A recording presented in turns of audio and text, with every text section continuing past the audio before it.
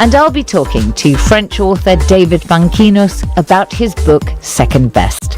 All that and more coming up on the Arts Hour. Hello, I'm Emily Thomas with the BBC News.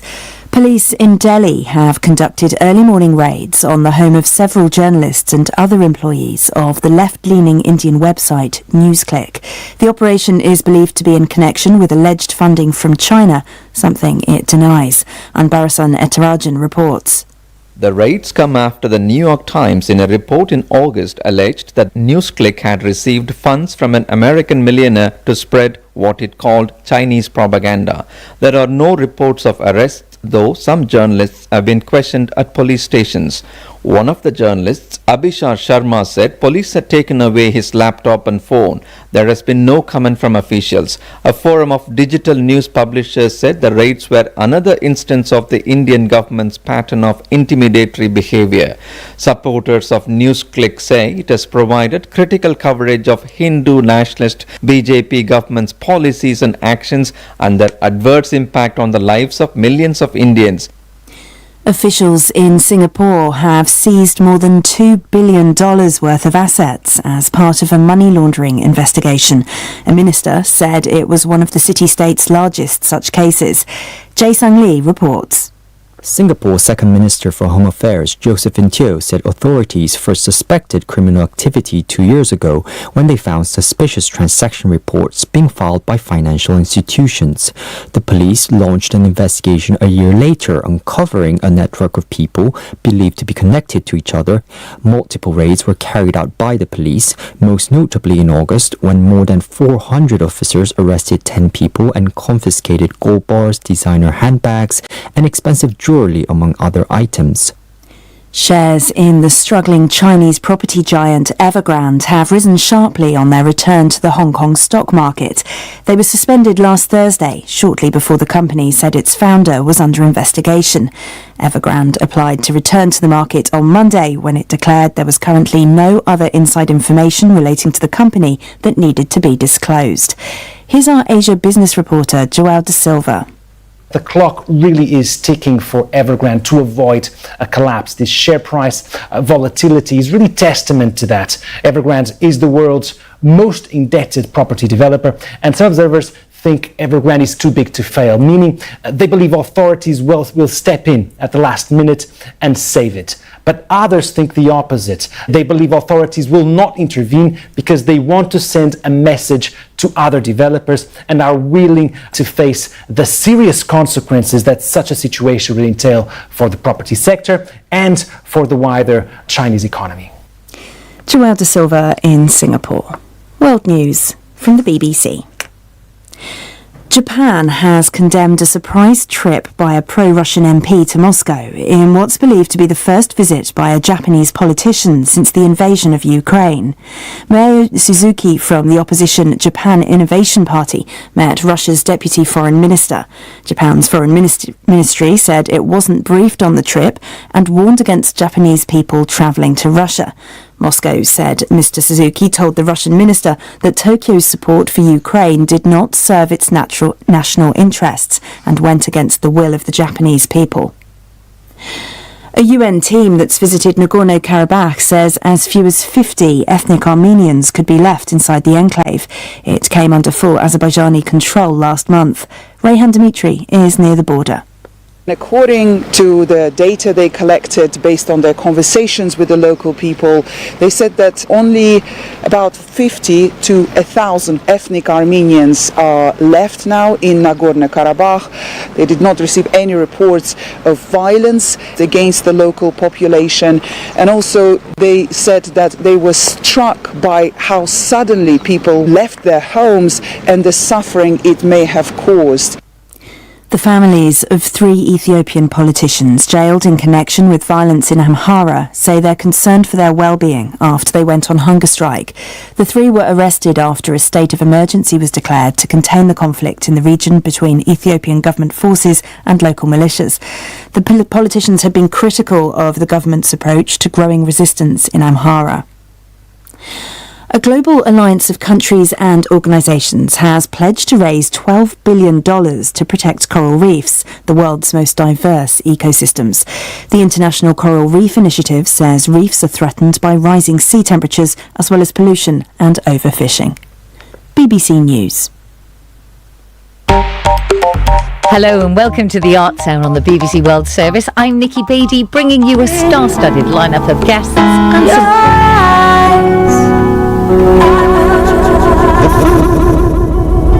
The Christian community, friends and loved ones of the late Apostle Mark Nyako and Mrs. Victoria Nyako wishes to invite friends and loved ones and all sympathizers to a one-week observation at the Numa Christian Center, 87 Beddington Lane, Croydon, postcode CR040D.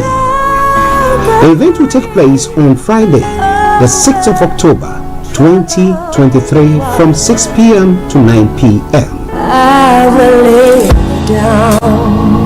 Buses 466 and 463 ply that route. And if you want to travel on a tram, Beddington Lane is a stop for you. Also, there's going to be free parking there. For further information, please contact Evelyn on 075 5483 8421, Kojo 073 7592 8737, or Sheila on 079 8358 1818. Come and mourn with us, even as we celebrate the lives of the late Apostle Mark Nyako and Mrs. Victoria Nyako.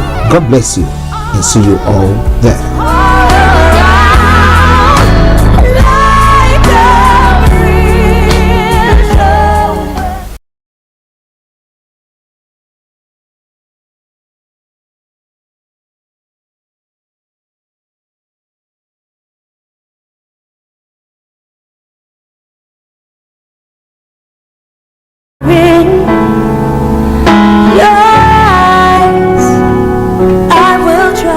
The family, the Christian community, friends and loved ones of the late Apostle Mark Nyako and Mrs. Victoria Nyako wishes to invite friends and loved ones and all sympathizers to a one-week observation at the Numa Christian Center, 87 Beddington Lane, Croydon, postcode CR040D. The event will take place on Friday, the 6th of October, 2023 from 6 p.m. to 9 p.m. Buses 466 and 463 ply that route. And if you want to travel on a tram, Beddington Lane is a stop for you. Also, there's going to be free parking there. For further information, please contact Evelyn on 075 5483 8421, Kojo 073 7592 8737, or Sheila on 079 8358 1818. Come and mourn with us, even as we celebrate the lives of the late Apostle Mark Nyako and Mrs. Victoria Nyako. God bless you and see you all there.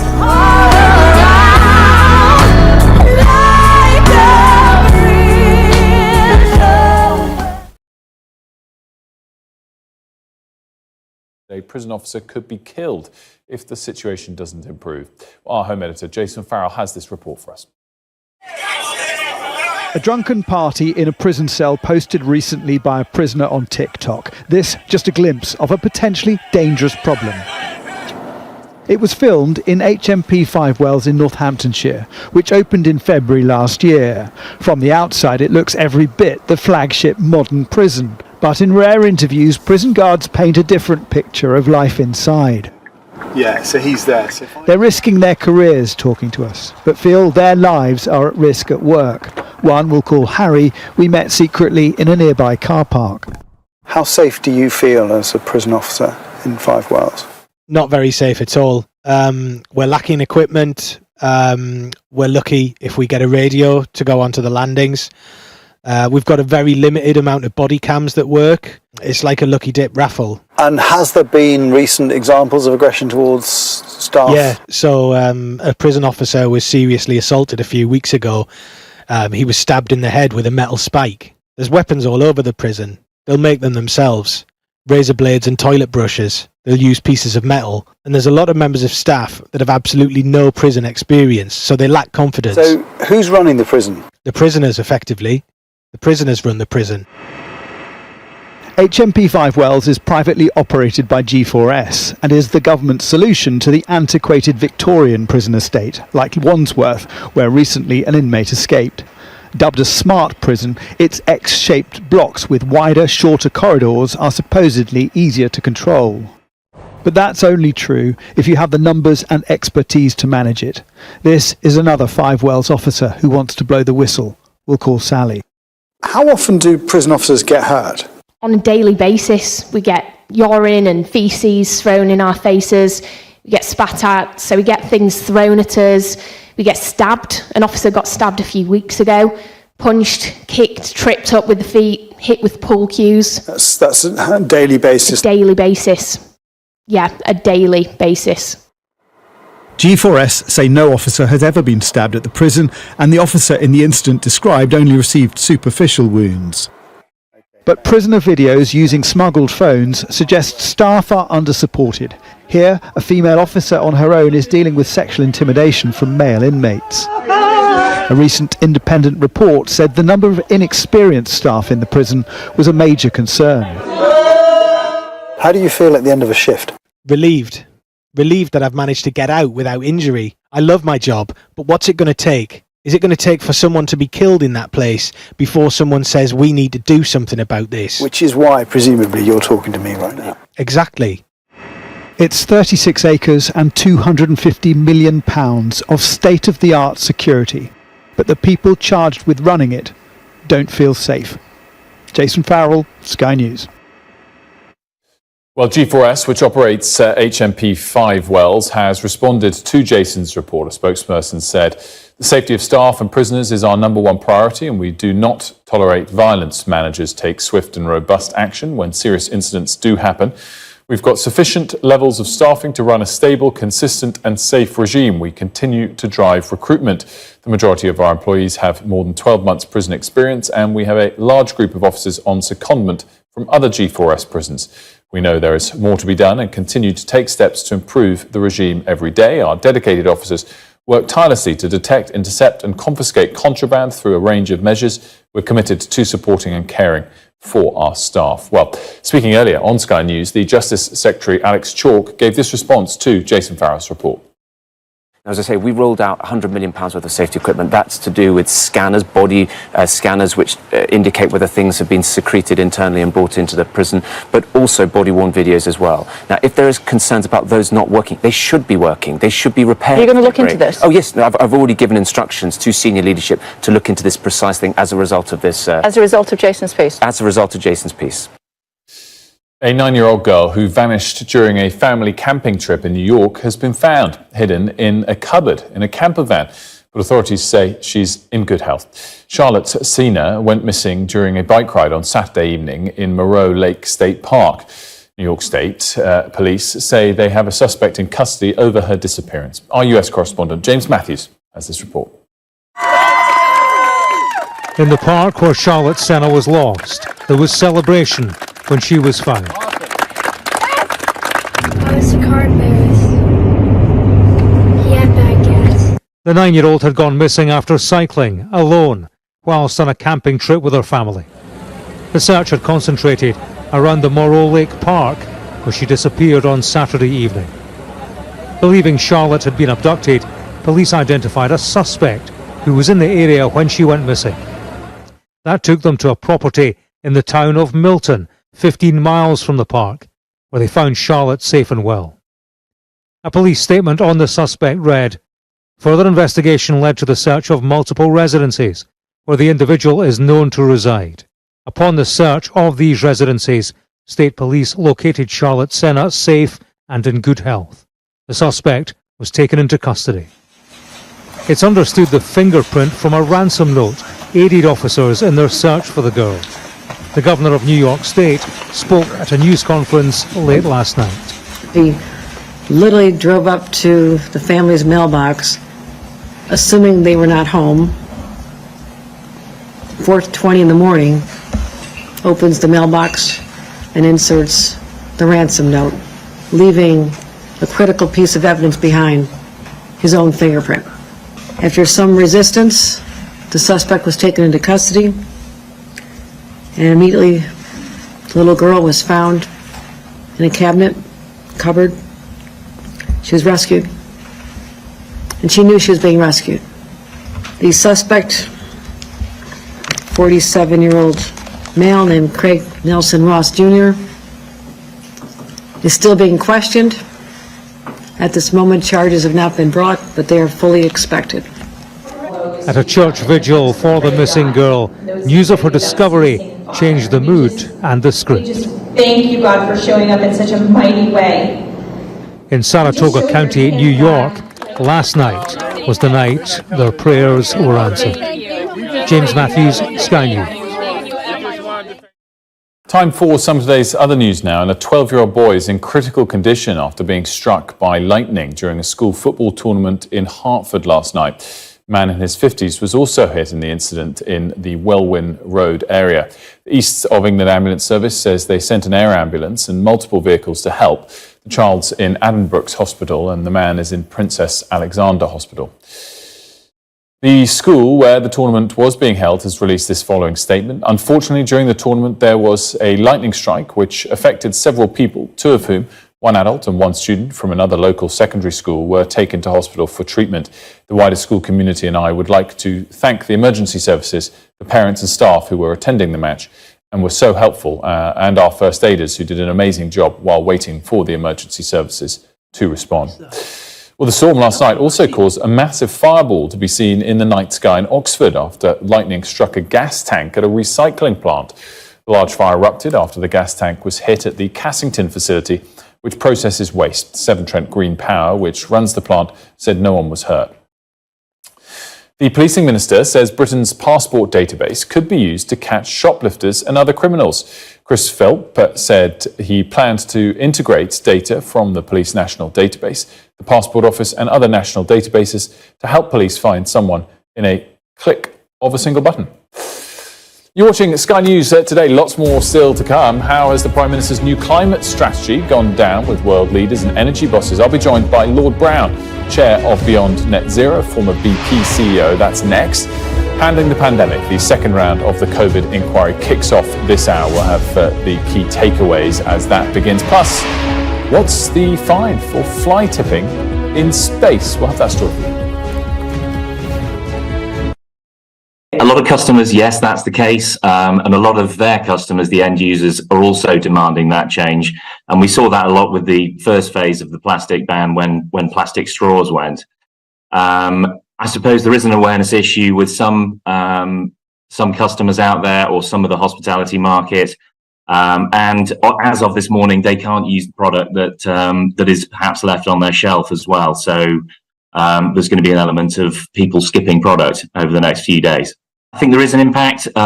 We've seen the price of some of the more sustainable options. So if you take cutlery, the most obvious switch is to a wooden product rather than a plastic product. We've seen some of the prices come down over the last 6 months or so, partly due to the volumes that are increasing in the market. So the step isn't huge, but there is an implication, and obviously it's part of a bigger picture of increasing costs for our customers, which means they'll have to put their prices up to end users.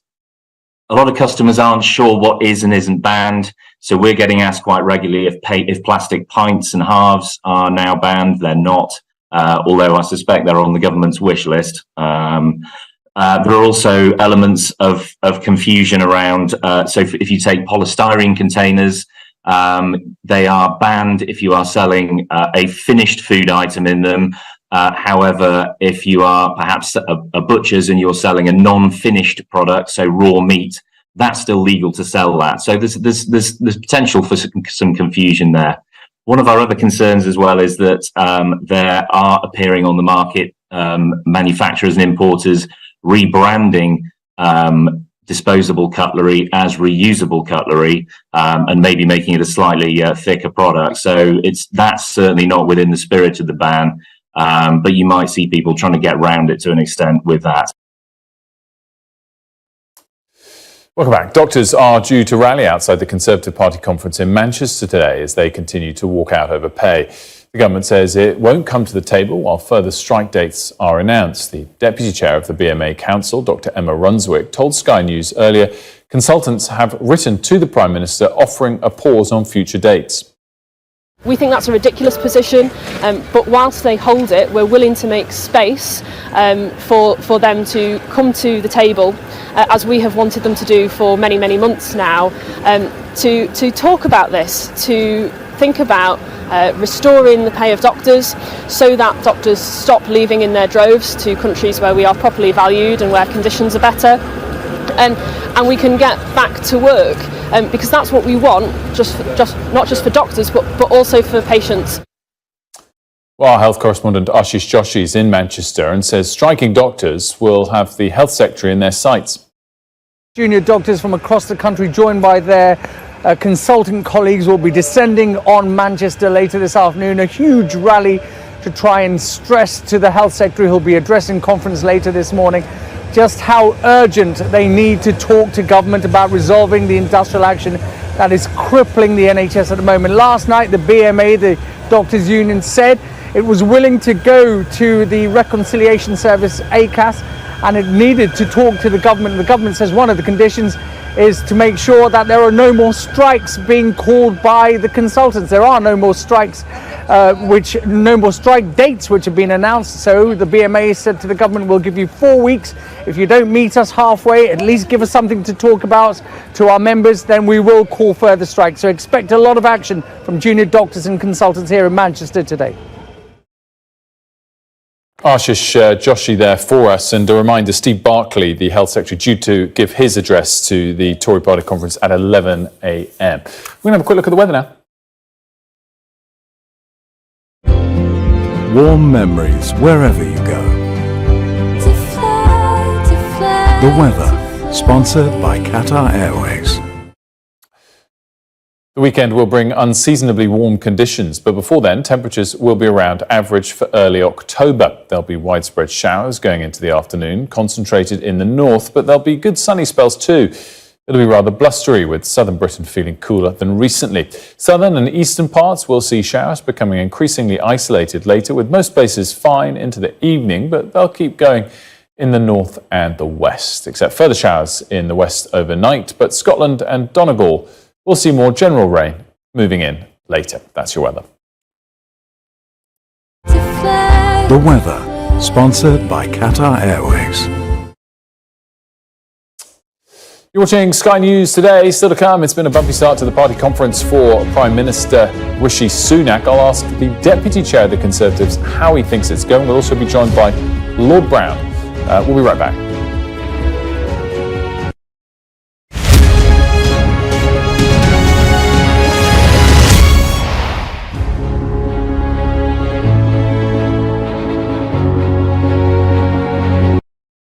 Slide your pensions into one place. Whether you're cautious, ambitious, or ethical with your money, Wealthify has an investment plan for you. Go on, get your slider on and Wealthify your pensions.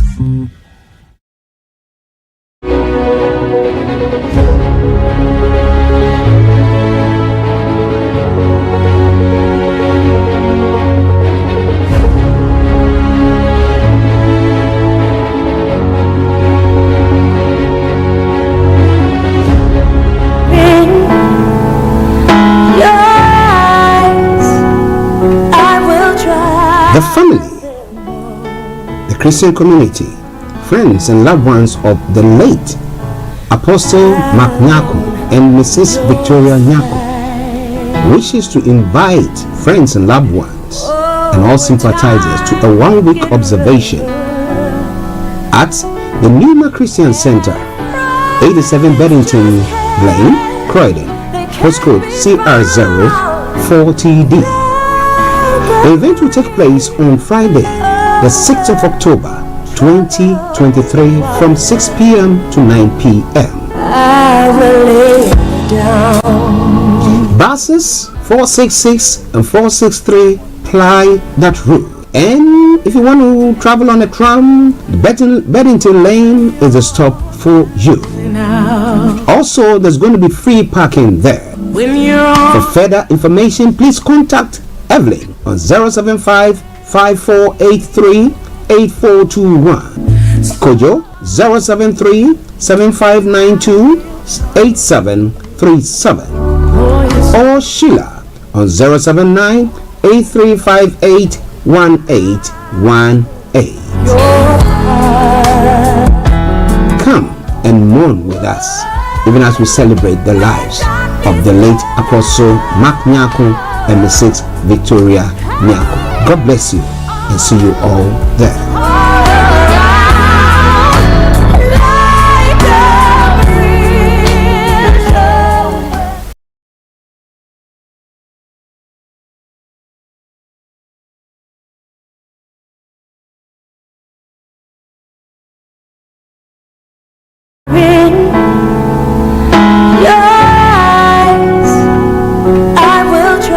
The family, the Christian community, friends and loved ones of the late Apostle Mark Nyako and Mrs. Victoria Nyako wishes to invite friends and loved ones and all sympathizers to a one-week observation at the Numa Christian Center, 87 Beddington Lane, Croydon, postcode CR040D. The event will take place on Friday, the 6th of October, 2023 from 6 p.m. to 9 p.m. Buses 466 and 463 ply that route. And if you want to travel on a tram, Beddington Lane is a stop for you. Also, there's going to be free parking there. For further information, please contact Evelyn on 075 5483 8421, Kojo 073 7592 8737, or Sheila on 079 8358 1818. Come and mourn with us, even as we celebrate the lives of the late Apostle Mark Nyako and Mrs. Victoria Nyako. God bless you and see you all there. The coverage throughout so far? I think people, do you know what, newspapers like to find division, they like to find debate, but actually the HS2 thing, it's a case of making evidence-based, sensible decisions, looking at what it's delivering in terms of value for money. That's what the Prime Minister's doing. I think it's the right thing to do.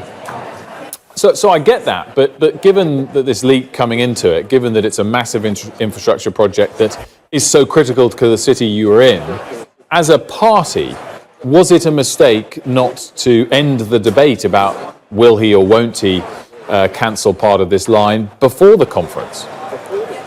I always think important decisions like this need to be taken in good time. There's no rush. We get it right, we make the right decision, rather than making some rush thing to comply with the media. Is it irritating that the media's been dominated by it in recent days? It probably is, but do you know what? We're going to make the right decision in due course, and you'll hear all about it. Well, yeah, we look forward to hearing all about it. I mean, are you suggesting it's irritating of the media to cover the story as we have, or it's just an understandable consequence of the vacuum that we all have about not knowing which way it's going? I think there's lots of other good things going on at conference. I've heard about Jade's Law today. We've heard, well, all the fantastic things around growth and what's happening now with the country, the positives that we're making, progress on those 5 priorities. That's what I'd like to be talking about. But actually, you know what, HS2 is a big issue. It's something that's got to be debated. Fair goes. Let's just touch one more point on HS2. And we had a soundbite earlier from the former Chancellor, George Osborne, who, as you well know, is a big supporter of the full HS2 project and critical of any potential idea to cancel it.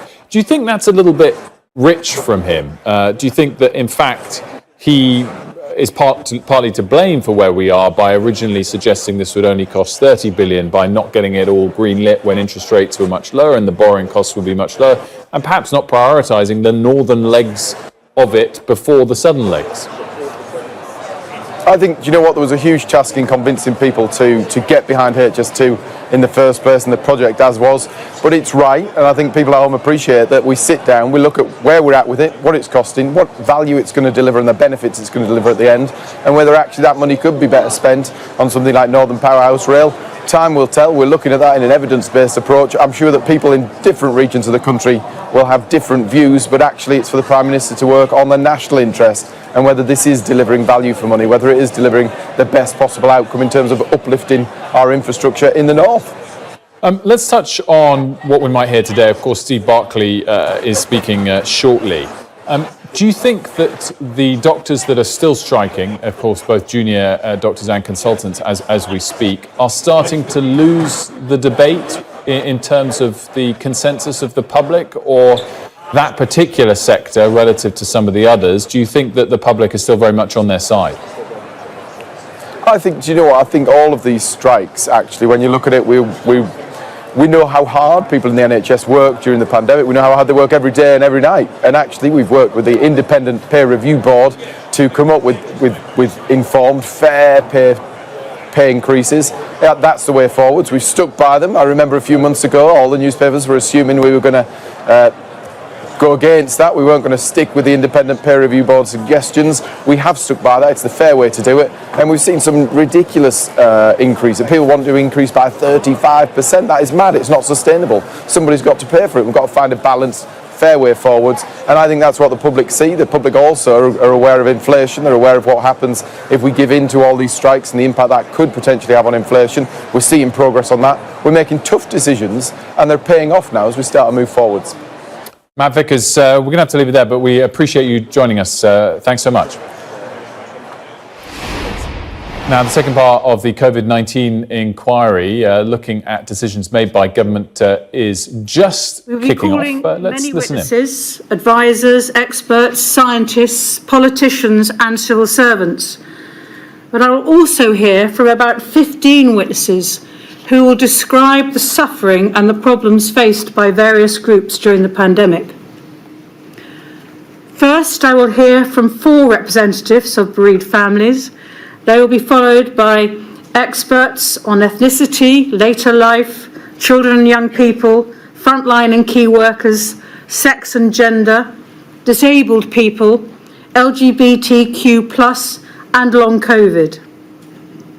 Their evidence will enable us to put the decision-making into context and to help us establish the extent to which decision-makers took into account the interests of such groups and the impact on them when making their decisions. I know that some of the bereaved have campaigned for me to call more bereaved as witnesses during this inquiry. I understand their concerns. However, we simply do not have the time to call more witnesses. The need for me to reach conclusions and make recommendations to reduce suffering in the future when the next pandemic hits the UK is pressing. I say when the next pandemic hits the UK because the evidence in Module 1 suggested it is not if another pandemic will hit us, but when. The more witnesses we call in any module and the longer the hearing takes, the greater the delay in making recommendations and the greater the delay in hearing other important modules investigating, for example, care homes and children and young people. I have therefore had to find other ways with the inquiry team to make sure the voices of those who suffered during the pandemic are heard.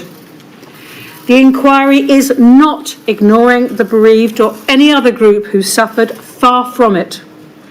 They may be called as witnesses in later modules where there will be a greater focus on the impact of the pandemic or where they can assist me on the subject of systemic failings.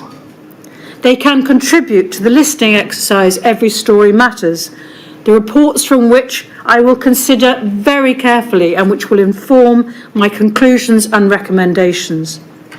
Some of them may contribute to the impact films, one of which we are about to see.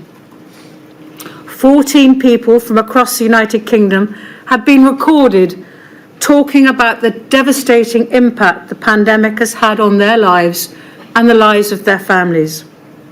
The film includes references to bereavement, to grief, to care homes, hospital wards, funerals, feelings of guilt, feelings of anger, loneliness and isolation, long COVID in adults, long COVID in children, mental health, physical disability, and to lockdown rule breaking. I am extremely grateful to all those who've agreed to participate. I know how difficult it must have been for them to recount their experiences on camera. As with the impact film we showed at the beginning of Module 1, this film too is extremely moving, and there will be those who will find it too distressing to watch. I will pause in a moment to allow those who are in the hearing room who wish to do so to leave for a few minutes. They will be taken to a part of the building where the film will not be shown. The film lasts just over 20 minutes. Those who are following online should press mute or pause the streaming if they do not wish to watch it. After the film has been played, we shall reassemble, and Mr. Keith, King's Counsel to the Inquiry, will begin his opening submissions. He will explain in far more detail than I have done what we should be examining in this module and what the issues are that I need to resolve with the help of Counsel to the Inquiry and, of course, all the core participants. So with those who would like to leave the hearing room or switch off the streaming online, please do so now.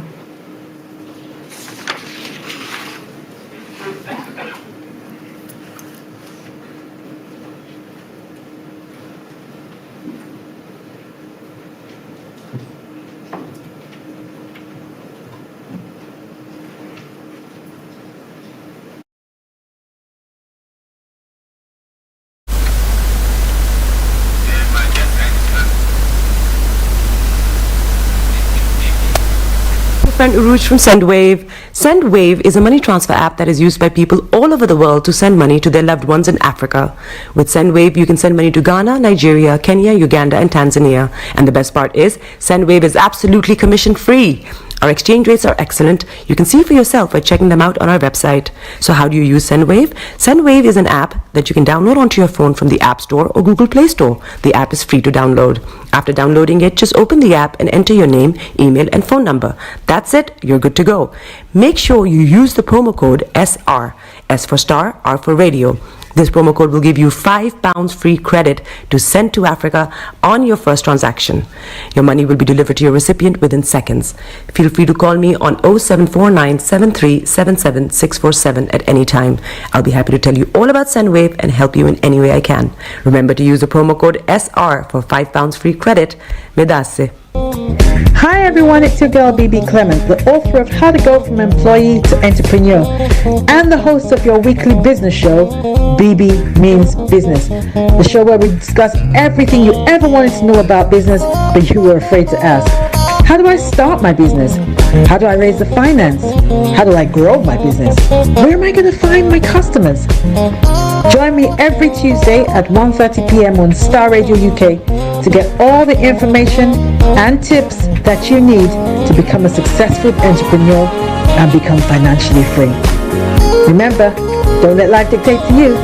Rather, put your signature on life.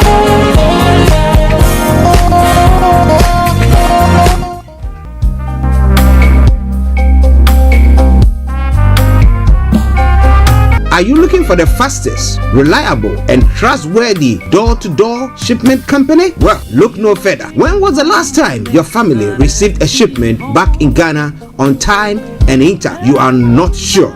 Well, Lamb Shippers, we pride ourselves with being the fastest, reliable, and trustworthy shippers you can use. You are assured of a prompt pickup, anywhere in the UK by our personnel. They also make sure your items are well packaged to get to its destination in time. When it comes to door-to-door shipment, look no further.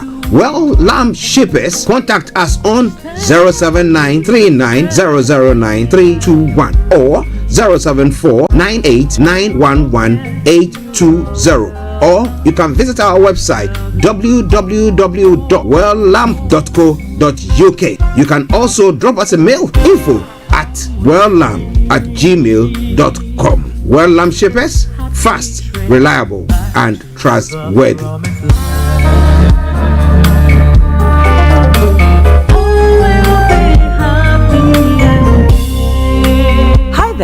Are you dreaming of owning your own house in Ghana?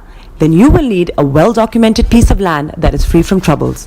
I highly recommend My Africa Property for any size of land that you will need. With My Africa Property, lands are available in Pram, Sopoli, Tohenia, Ogome, Dodova, Winneba, and many other locations at affordable prices. These locations are about an hour away from the airport, only 35 minutes from the motorway, 10 minutes drive from Central University College, 10 minutes drive to the beach, and close to Pram Senior High School and Ghana Men's Soccer Center of Excellence. For more details, visit our website www.myafricaproperty.com or call our UK office on 0208 123 2523. For our US and Canada offices, call us on +1 585 184 994145. You can also email us at ghana@myafricaproperty.com. Tune in to On Point here on Starr Radio UK with Empress Regina every Monday at 5 p.m. GMT. Looking forward to your company. Getting onto the property ladder has never been easy until now. Join us this and every Thursday from 7 p.m. to 8:30 p.m. live on the Property Hour Show on Starr Radio UK, where we talk to mortgage brokers, property developers, estate agents, landlord, tenant, property consultants on how to invest or get into the property business and make money. You can't afford to miss this. The Property Hour Show is your best source into the property industry. Hi guys, this is your friend Uruj from SendWave. SendWave is a money transfer app that is used by people all over the world to send money to their loved ones in Africa. With SendWave, you can send money to Ghana, Nigeria, Kenya, Uganda, and Tanzania. And the best part is, SendWave is absolutely commission-free. Our exchange rates are excellent. You can see for yourself by checking them out on our website. So how do you use SendWave? SendWave is an app that you can download onto your phone from the App Store or Google Play Store. The app is free to download. After downloading it, just open the app and enter your name, email, and phone number. That's it. You're good to go. Make sure you use the promo code SR. S for Star, R for Radio. This promo code will give you £5 free credit to send to Africa on your first transaction. Your money will be delivered to your recipient within seconds. Feel free to call me on 0749 7377 647 at any time. I'll be happy to tell you all about SendWave and help you in any way I can. Remember to use the promo code SR for £5 free credit. Vedasse. Hi everyone, it's your girl BB Clement, the author of How to Go from Employee to Entrepreneur and the host of your weekly business show, BB Means Business, the show where we discuss everything you ever wanted to know about business but you were afraid to ask. How do I start my business? How do I raise the finance? How do I grow my business? Where am I going to find my customers? Join me every Tuesday at 1:30 p.m. on Starr Radio UK to get all the information and tips that you need to become a successful entrepreneur and become financially free. Remember, don't let life dictate to you. Rather, put your signature on life.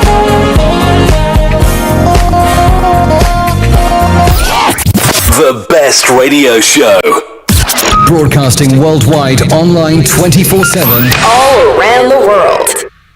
In your car. At work. At home. On your smartphone. Are you ready to This is Starr Radio UK. 10, 9, 8, 7, 6, 5, 4, 3, 2, 1. Though your heart is aching, smile even though it's breaking. When there are clouds in the sky, you get by. If you smile through your fear and sorrow, smile and maybe tomorrow you find that life is still worthwhile if you just smile. Hey, this is Archie, and you are listening to Starr Radio UK and the Morning Show.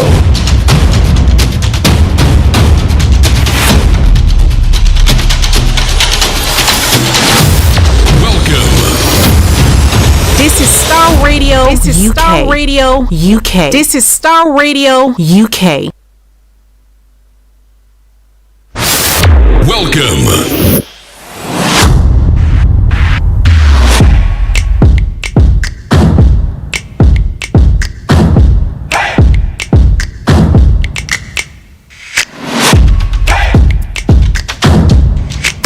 Broadcasting worldwide, online 24/7. Enlighten your day with Starr Radio.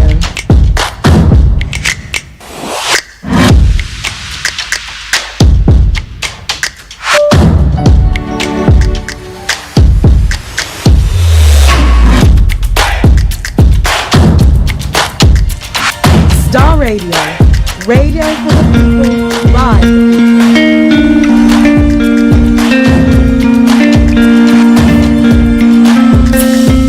for you runs deep. Welcome. All of you makes my heart beat.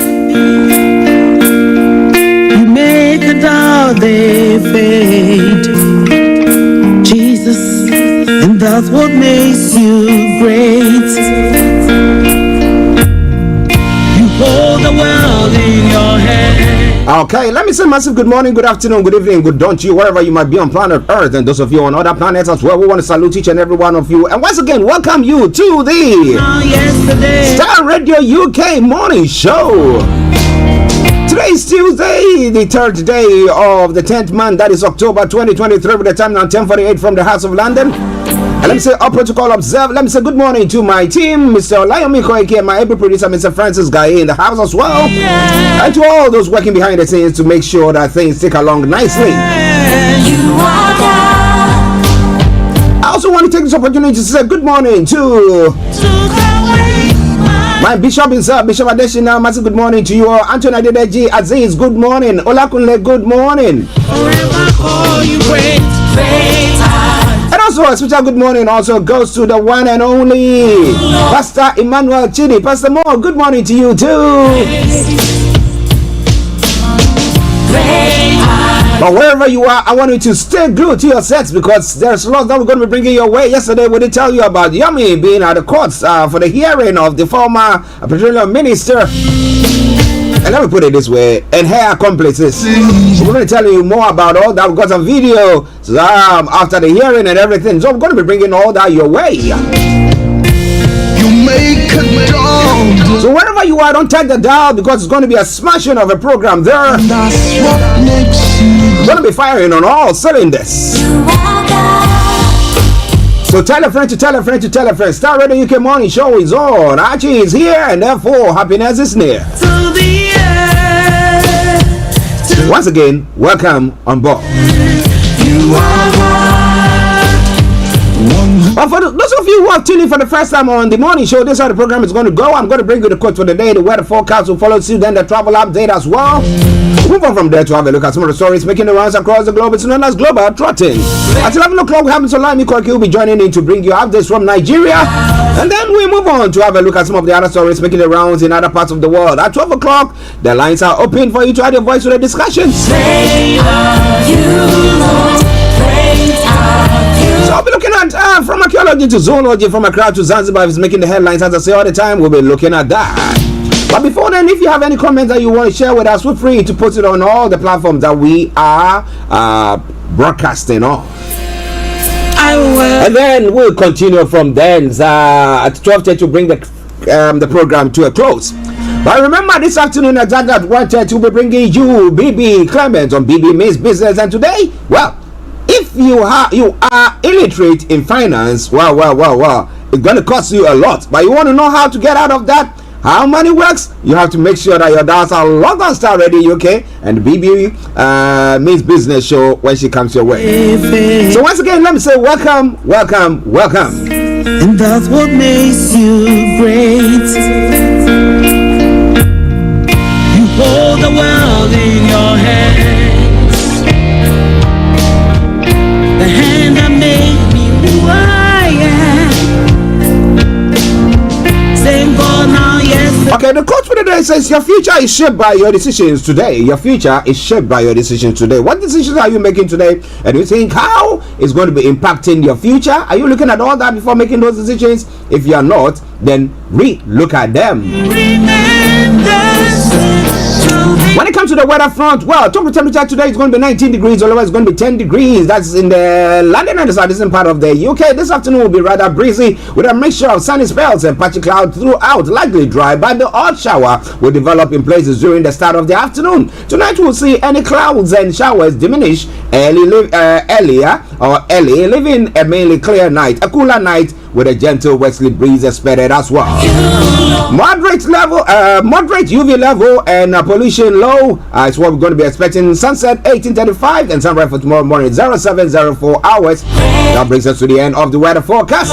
It is Star Radio UK. Let's move on straight on to what is happening on your travels this morning, and that is pertaining to those of you here on the major roads in London. A316 Central London Red routes have got serious delays. That aside, all the areas are running a very good service there. On the underground this morning, apart from the Bakerloo line that's got minor delays between Queen's Park and Harrow and Wilston, while Network Rail are fixing a track fourth at Kensal Green, all the others are running a very, very good service. DLR, London Travelling, London Overground, good service there.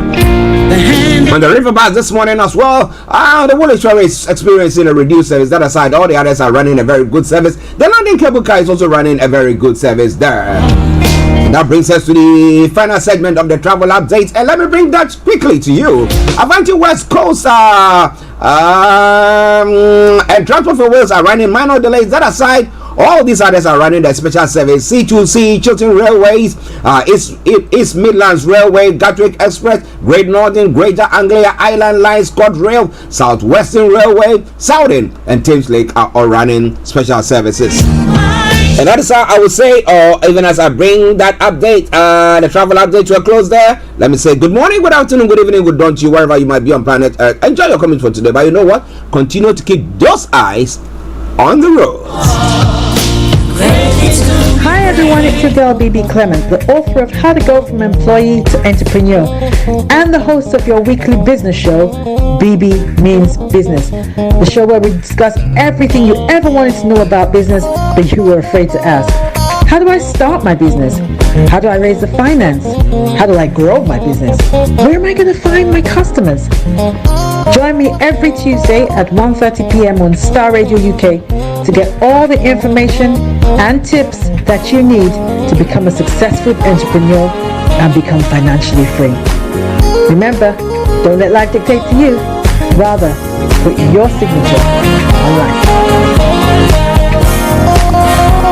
Archie on Star Radio. Nobody does it better. Welcome back to the program Star Radio UK, your favorite African and Caribbean radio station in London. Let's say morning to Mr. Frank Davis, wherever you are.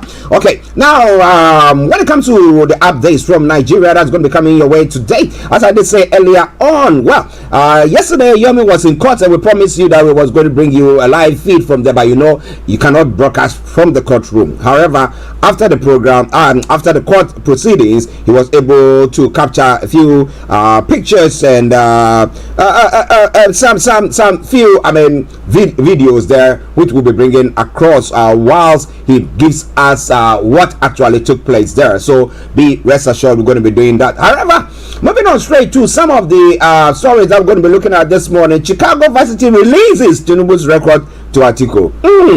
They did everything to stop it, but at long last it's been released. Can we have the content? Can we have the details? That is quite interesting. And the TUC NLC make deal with Tinubu, suspend strike until end of November. So what has the federal government put in place that has caused the TUC and NLC decide to back down on their intended strikes. We'll be telling you more about all that in a moment. But it's Starr Radio UK. It is your favorite African and Caribbean radio station in London. Now, moving on straight to some other stories that we'll be looking at. Atiko's mom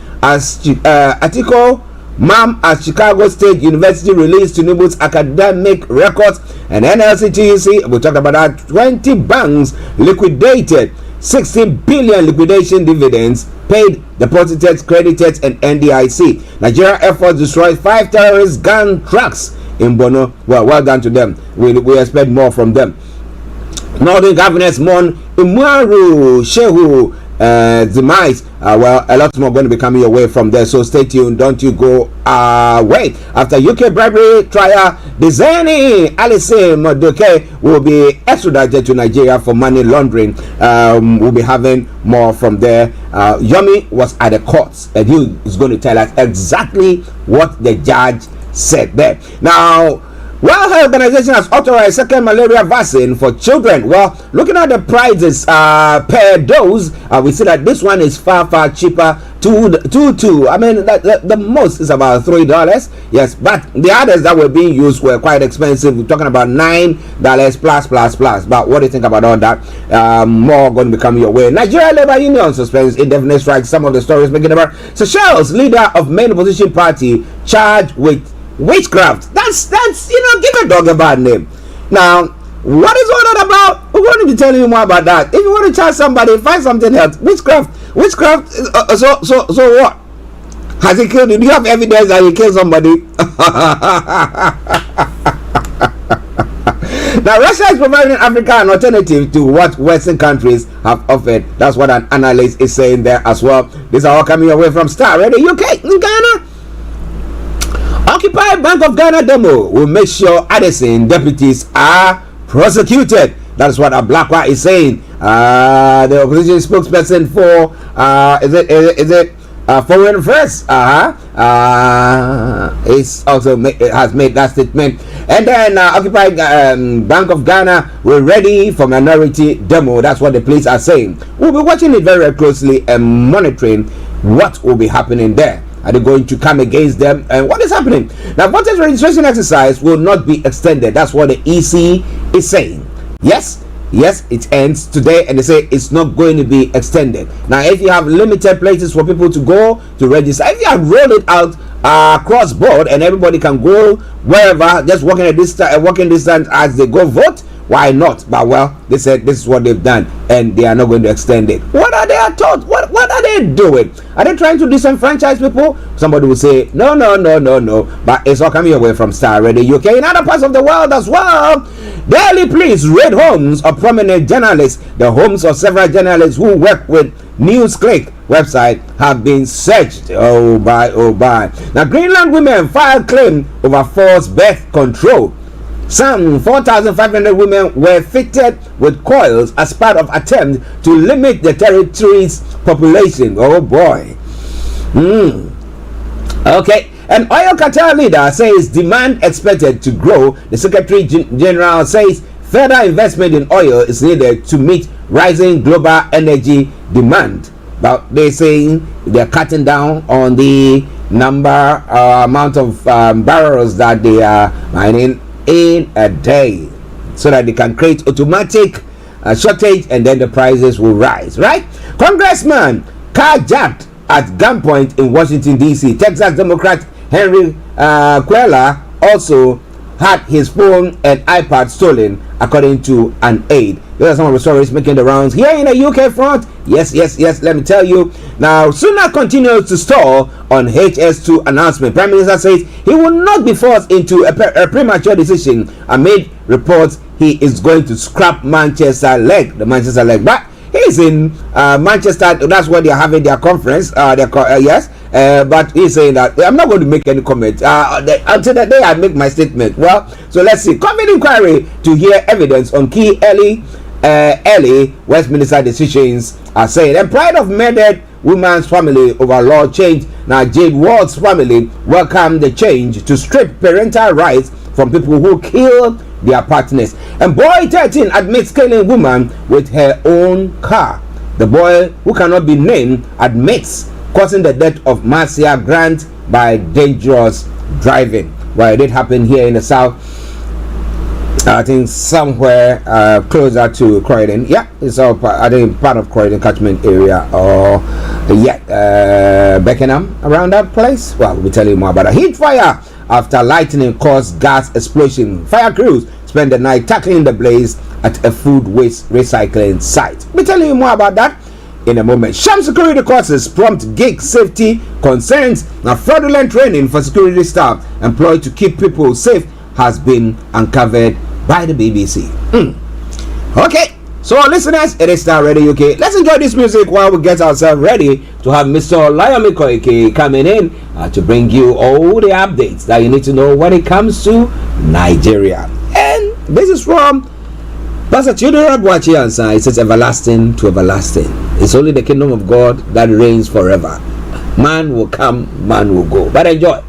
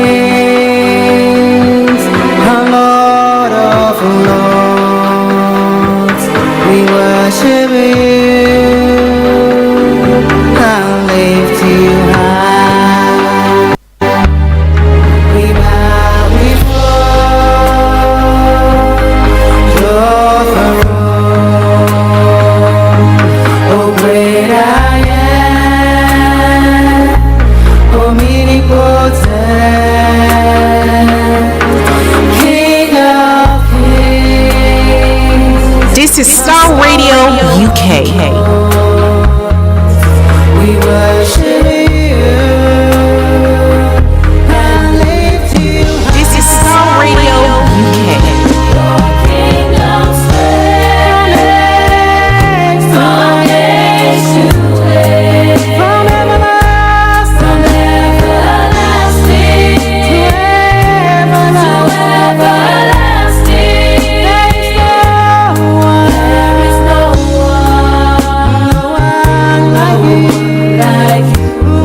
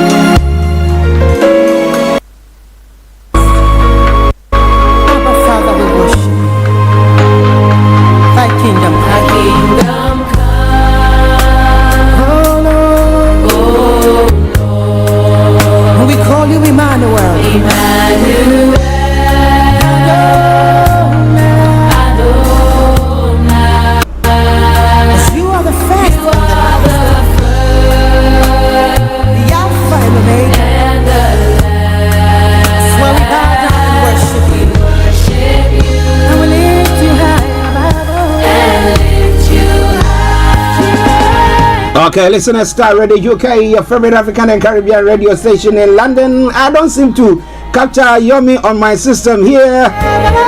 But let's see. Yomi, I don't know what is happening, whether it's from my end.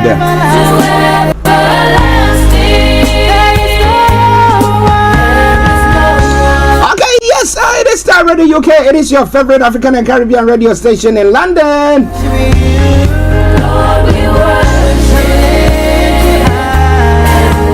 Okay, let's see whether we can see him. We can see him.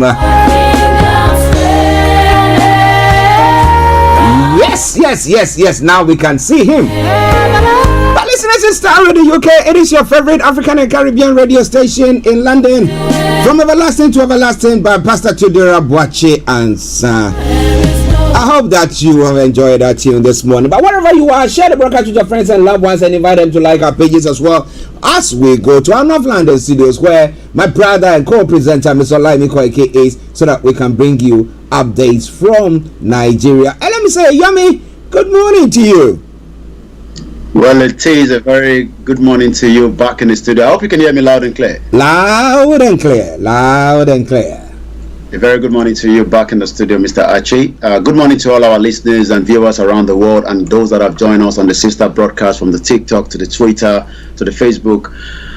And it's good to hear from Frank. While I was at the court yesterday, I got a call from him, and I'll currently catch up with him. We couldn't catch up yesterday. Good morning, Frank. Good morning to all other presenters, and welcome once again to the finest African and Caribbean radio station in London. Yes, listeners, Mr. Olayomi Koiki, yesterday we did promise he was in the court, but in this part of the world, you cannot, while the court proceedings are going on, you cannot be filming it live, you cannot be doing that. So after the court, he managed to listen to everything there, and then after the court proceedings, sent us a few of the videos and some of the images that the aftermath of that. So we're going to be going straight to him so that he can tell us more about that, because people were eager. People stayed on the program till 1 p.m. Even it was after 1 p.m. Most people on the Facebook, people were loaded just there waiting for that update. So I'll give him the opportunity to bring that. But how are you? How is the family and everybody? Well, the family, like you say, each time you ask for the family, I always say that the Chinese say when the business is good, the family is doing very well. The family are doing very well, even though we couldn't have, some of those evening that you want to have the dinner. But again, nature of the job, sometimes it doesn't happen. But again, the family are doing very well. And if the family are doing it, we always pray that the family in Nigeria should be doing the same thing. But unfortunately, we just can only pray. We can only just pray. But listeners, Mr. Olayomi Koiki for you. Okay, Yomi, let's proceed to what happened yesterday at the courts, because people are eager to know exactly what happened there. Over to you. Well, thank you so much. I'm going to be quick and do a break, because there's still a lot to talk about when it comes to Nigeria. There's so much happening in the last couple of days, but let's focus back to Alison Madueke Dezeni. We know that Dezeni was charged in UK. It is still an allegation as we speak right now. If you remember, I'm going back now to the National Crime Agency website, sometime on the 22nd of August, while we were all just out there doing some other work, there was a press release from the National Crime Agency in UK. And what was the reason for that? It says right there, ex-Nigerian politician charged in what we called a corruption case. That is the reason why we were in the court yesterday. The Starr Radio UK team, were there with other journalists. The routers were there. It was quite an interesting, case because of the nature of a job. We're talking about the oil sector now. Remember that this individual we're talking about is called, her name is Dezeni Alison Madueke. I'm not too sure why her name did not appear as this in the court listing. I have the court listing with me. She's not the only one that was at the court. There were three of them.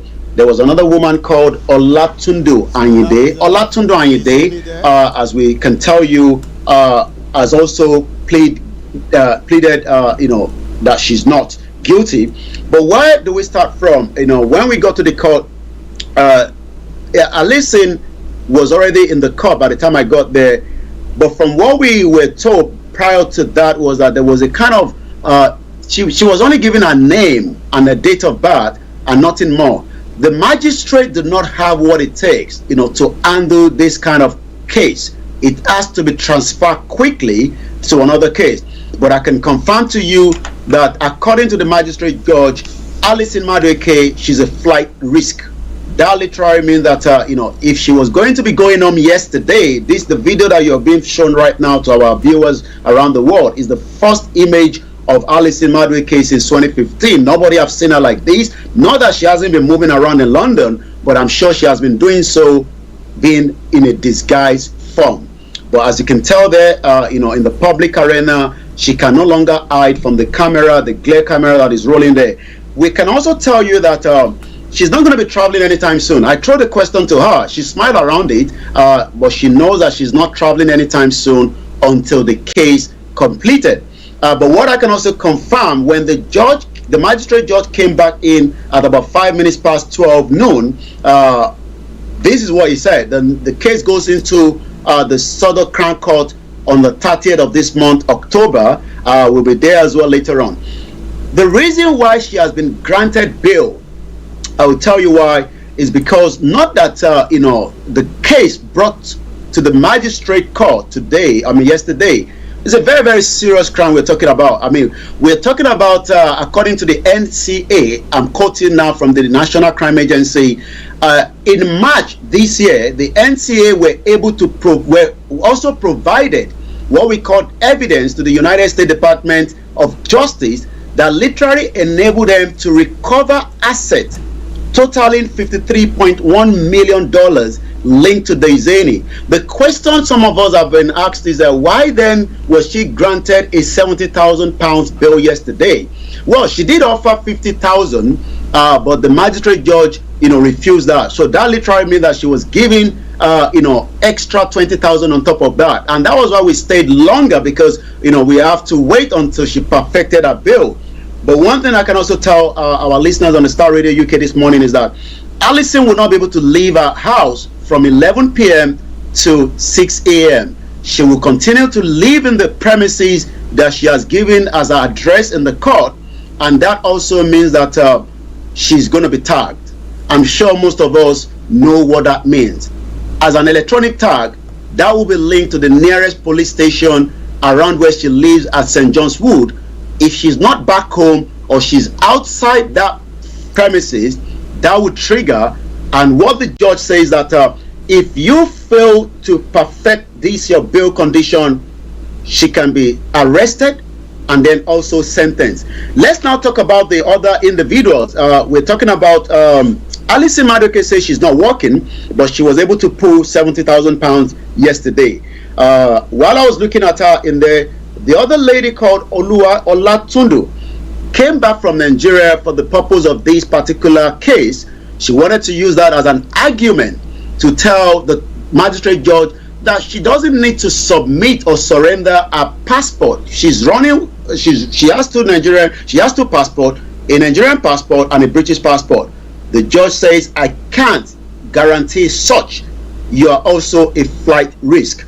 She has a mortgage free in the UK. She only has about £12,000 and another £3,000 in her account, and that she's also have to pay that as a deposit. Going back to she has two children here in UK, 23, 25, two boys, also lives with her mother as well in the UK. She's also one of the carer. I'm talking about Olatundu now. She will not, just as Daiseni, they've been told that even going near to the port, I'm talking about the seaport, not just the airport, they are not allowed to do so because they are flight risk. Then the last individual is the 67-year-old brother to Alison, a grandfather, worked in the community, lives in Manchester. He has up to 5 p.m. to surrender his British passport today. He wasn't told to leave any kind of money. We captured the video of him, but unfortunately, maybe we'll use that later on tomorrow. He must stay at the same address. His passport must be surrendered to the police. He must not, just like the other two, apply for any international travel document. These are very, very strict bill given to them. they must comply with it. And just to come back to you in the studio, if Alison go against this bail condition, she will be arrested and she will be detained. Star Radio UK, and this is part of what took place yesterday. And as you can see there, we walked her up to where she was getting into the car. They wanted to harass us, one of our team, but Alison quickly cautioned them, knowing the magnitude of what she's dealing with at the moment. And I don't think the last thing she wants for us as a Star Radio UK to file another charges for not allowing a journalist to do their job in the public arena. I'll come back again to you in the studio. Well, listeners, that's quite an interesting one. An update there from the Scots yesterday with Miss Olayomi Koiki, who was on the ground there. Let me say good morning to my baby sister Delta. I hope you are doing very, very well. Watching us all the way from Ghana, we salute you. Now, interesting. There were some news networks who have picked it up, saying that she's going to be extradited to Nigeria. How true is that?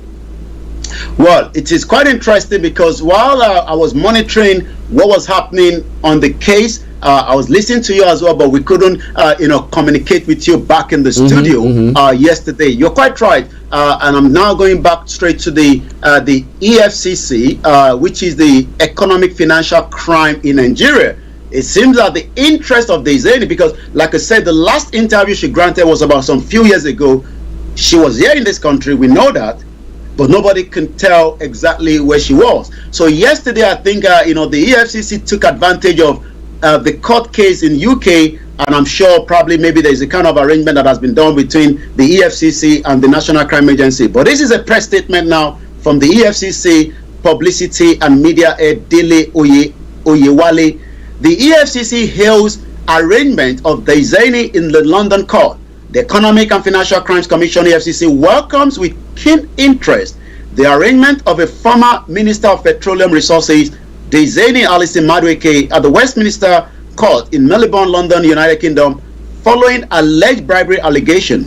Although the charges preferred against her at the London court are diametrically different from the 13-count charge bordering on money laundering the EFCC has raised against her, it is instructive to note that the criminality is criminality, irrespective of your jurisdictional differences. No crime can go unpunished. The money laundering charges for which Madueke is answerable to the EFCC covered not just Nigeria, the jurisdiction of Dubai, United Kingdom, United States of America, and Nigeria. To bring the former minister to trial in Nigeria, they have now issued an arrest warrant has been obtained, and the extradition proceeding have been initiated.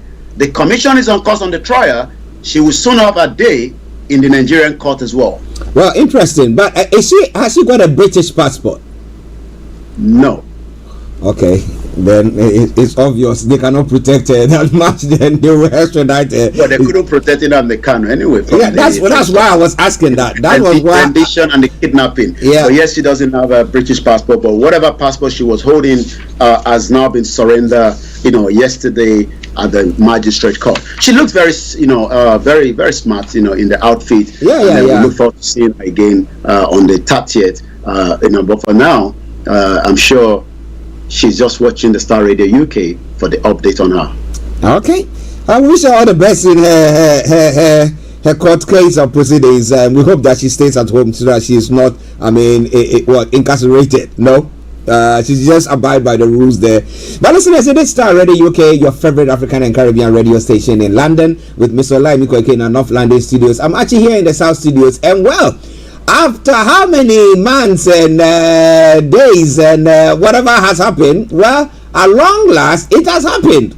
Someone will say, what has happened? Well, behind Mr. Olayomi Koiki, you can see Chicago State University. Well. What is behind that?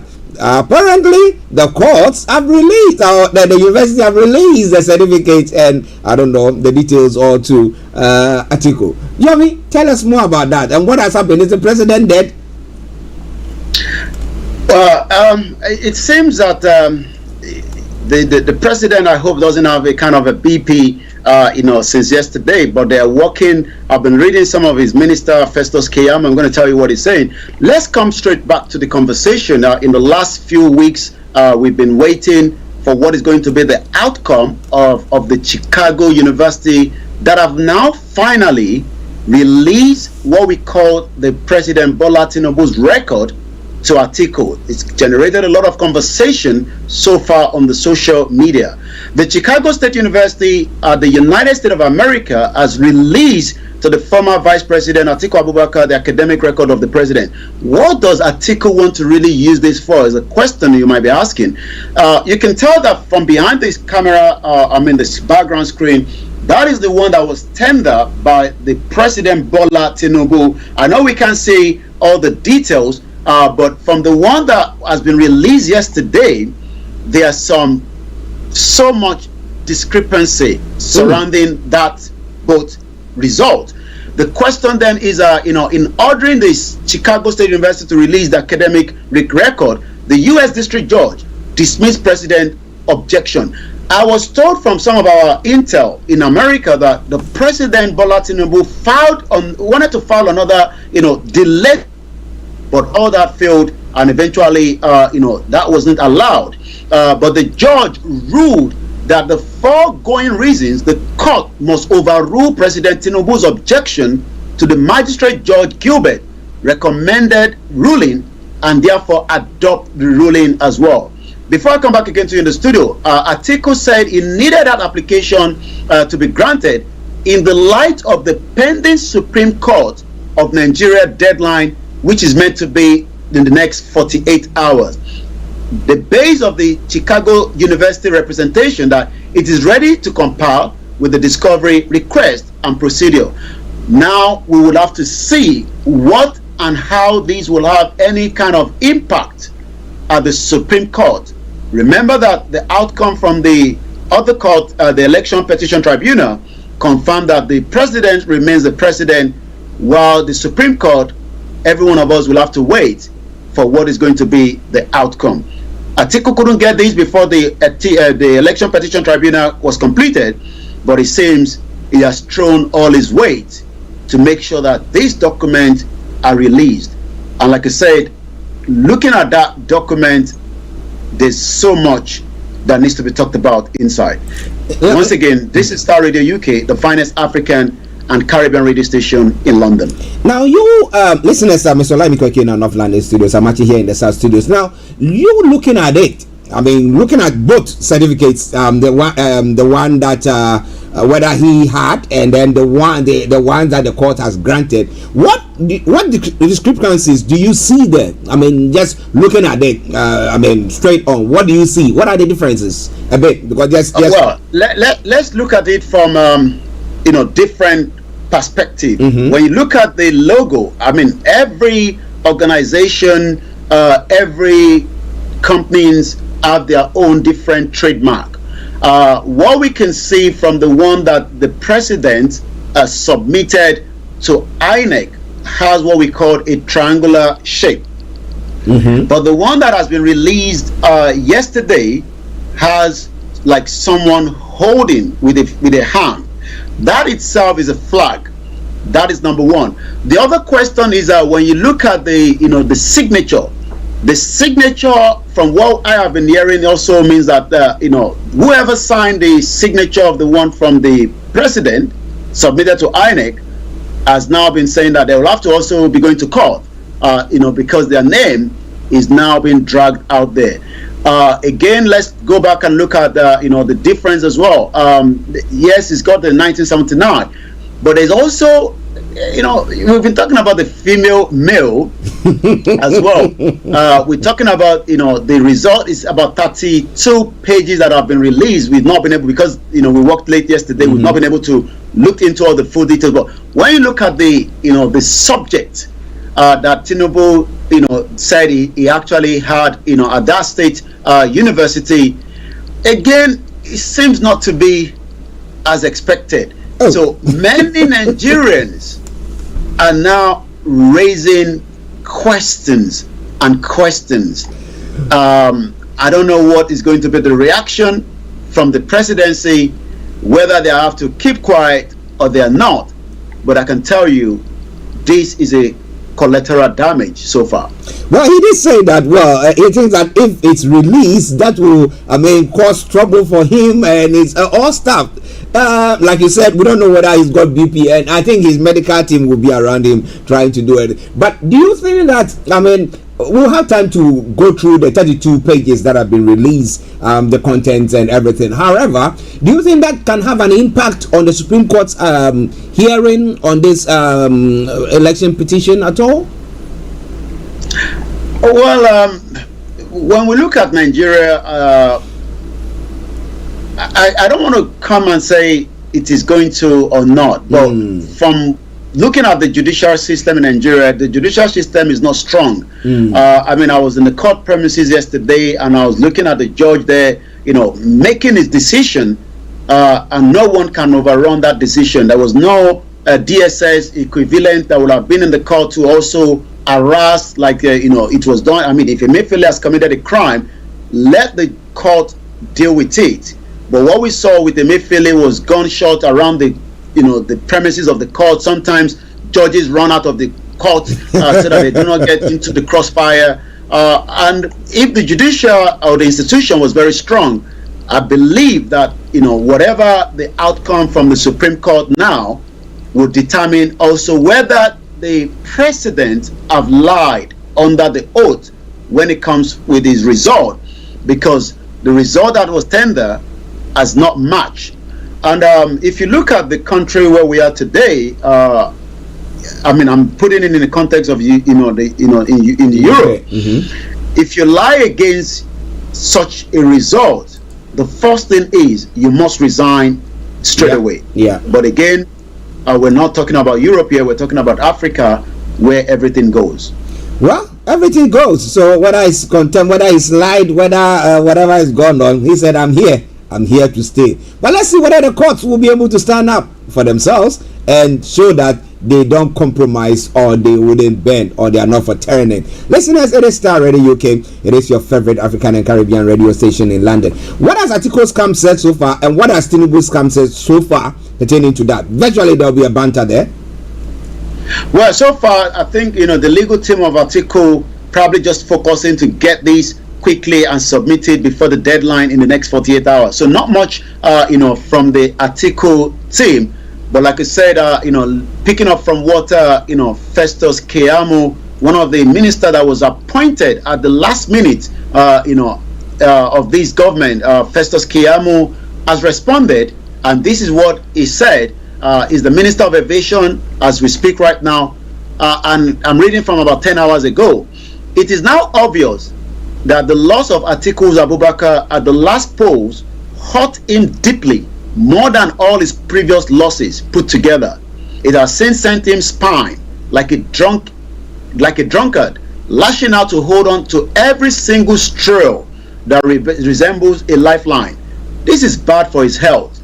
He should accept that this game is over, as the Chicago State University responses have shown, and retired peacefully to his famed abode. Those around him have a role to play in this. So you could tell that a senior advocate of Nigeria says, well, as much as whatever Atiku wanted to gain out of this, is probably just pain. The question is not about pain now, it's about being truthful as individuals that wants to lead the most populous black nation in the world.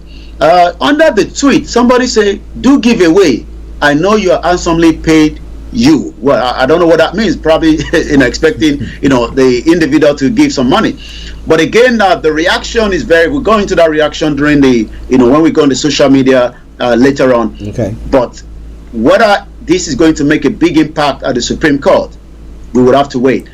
These has literally dragged the name of the Chicago State University to a complete mud.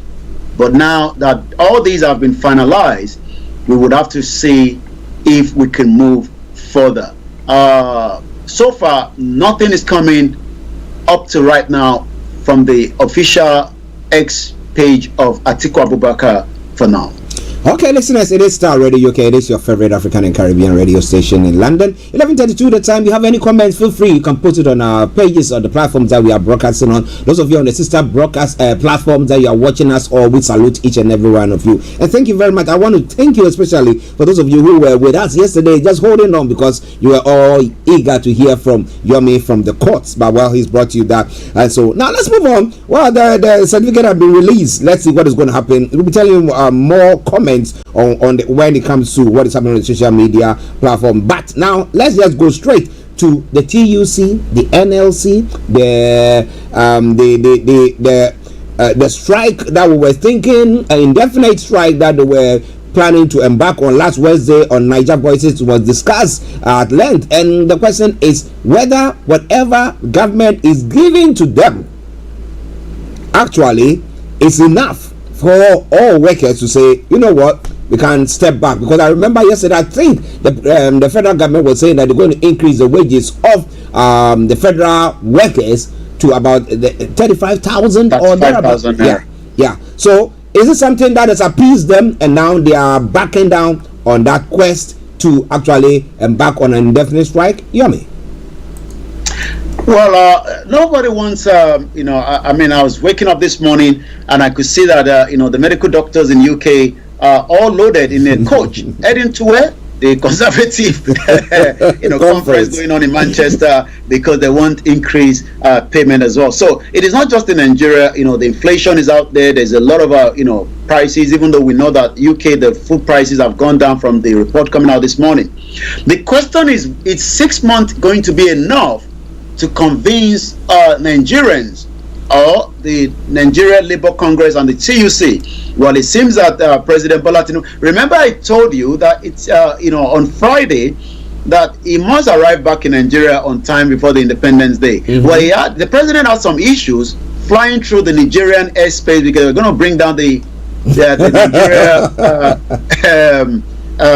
aircraft, the presidential aircraft. So they had to have a stopover in Algeria, replan the route, and it took the president some few more hours to arrive in Abuja. But he arrived in Abuja, and I'm sure you've been giving them, because I did listen yesterday, what he said. But coming back to the Labour Congress and the TUC, there was another, meeting, and that meeting was what led to what we are discussing now, that 6 month allowances to the federal government to spend 350 billion naira. The Labour decided, let us see how that goes, we will suspend it. We have seen that many civil workers or those that work with the in the public sector or with the government, most of them do not get paid. So what happened is that even there is an increment in the salary, just as the UK also have announced that there will be £10 for those of us that are going to be paid every year from next month, from the new year, April. If 35,000 naira, is on the table, can the state pay these, or is it going to be something that the federal government would have to intervene with some of the states? We know some of those states do not even pay the minimum wage. The question is, will they be able to pay these amount of money? It seems that maybe there's a kind of money from the subsidy that has now been stopped that the government is going to use to subsidize this payment. But they have to make sure that it is still going to happen just for the 6 months to start with. The federal government may incur what we call 350 billion naira in a wage bill for the next 6 months due to the newly introduced allowances for the federal workers. We know that there's still a strain when it comes to the economy. The prices are still very high. But this came as the organized labor agreed that, rather than going into that strike today, they have suspended till next month again. Well, we will have to wait and see. But like I said, the resolution followed about 5 hours deliberation between the federal government and also the labor, including the chief of staff at the conference room, which many Nigerians continue to be excited because these are buildings that we've never seen for some time.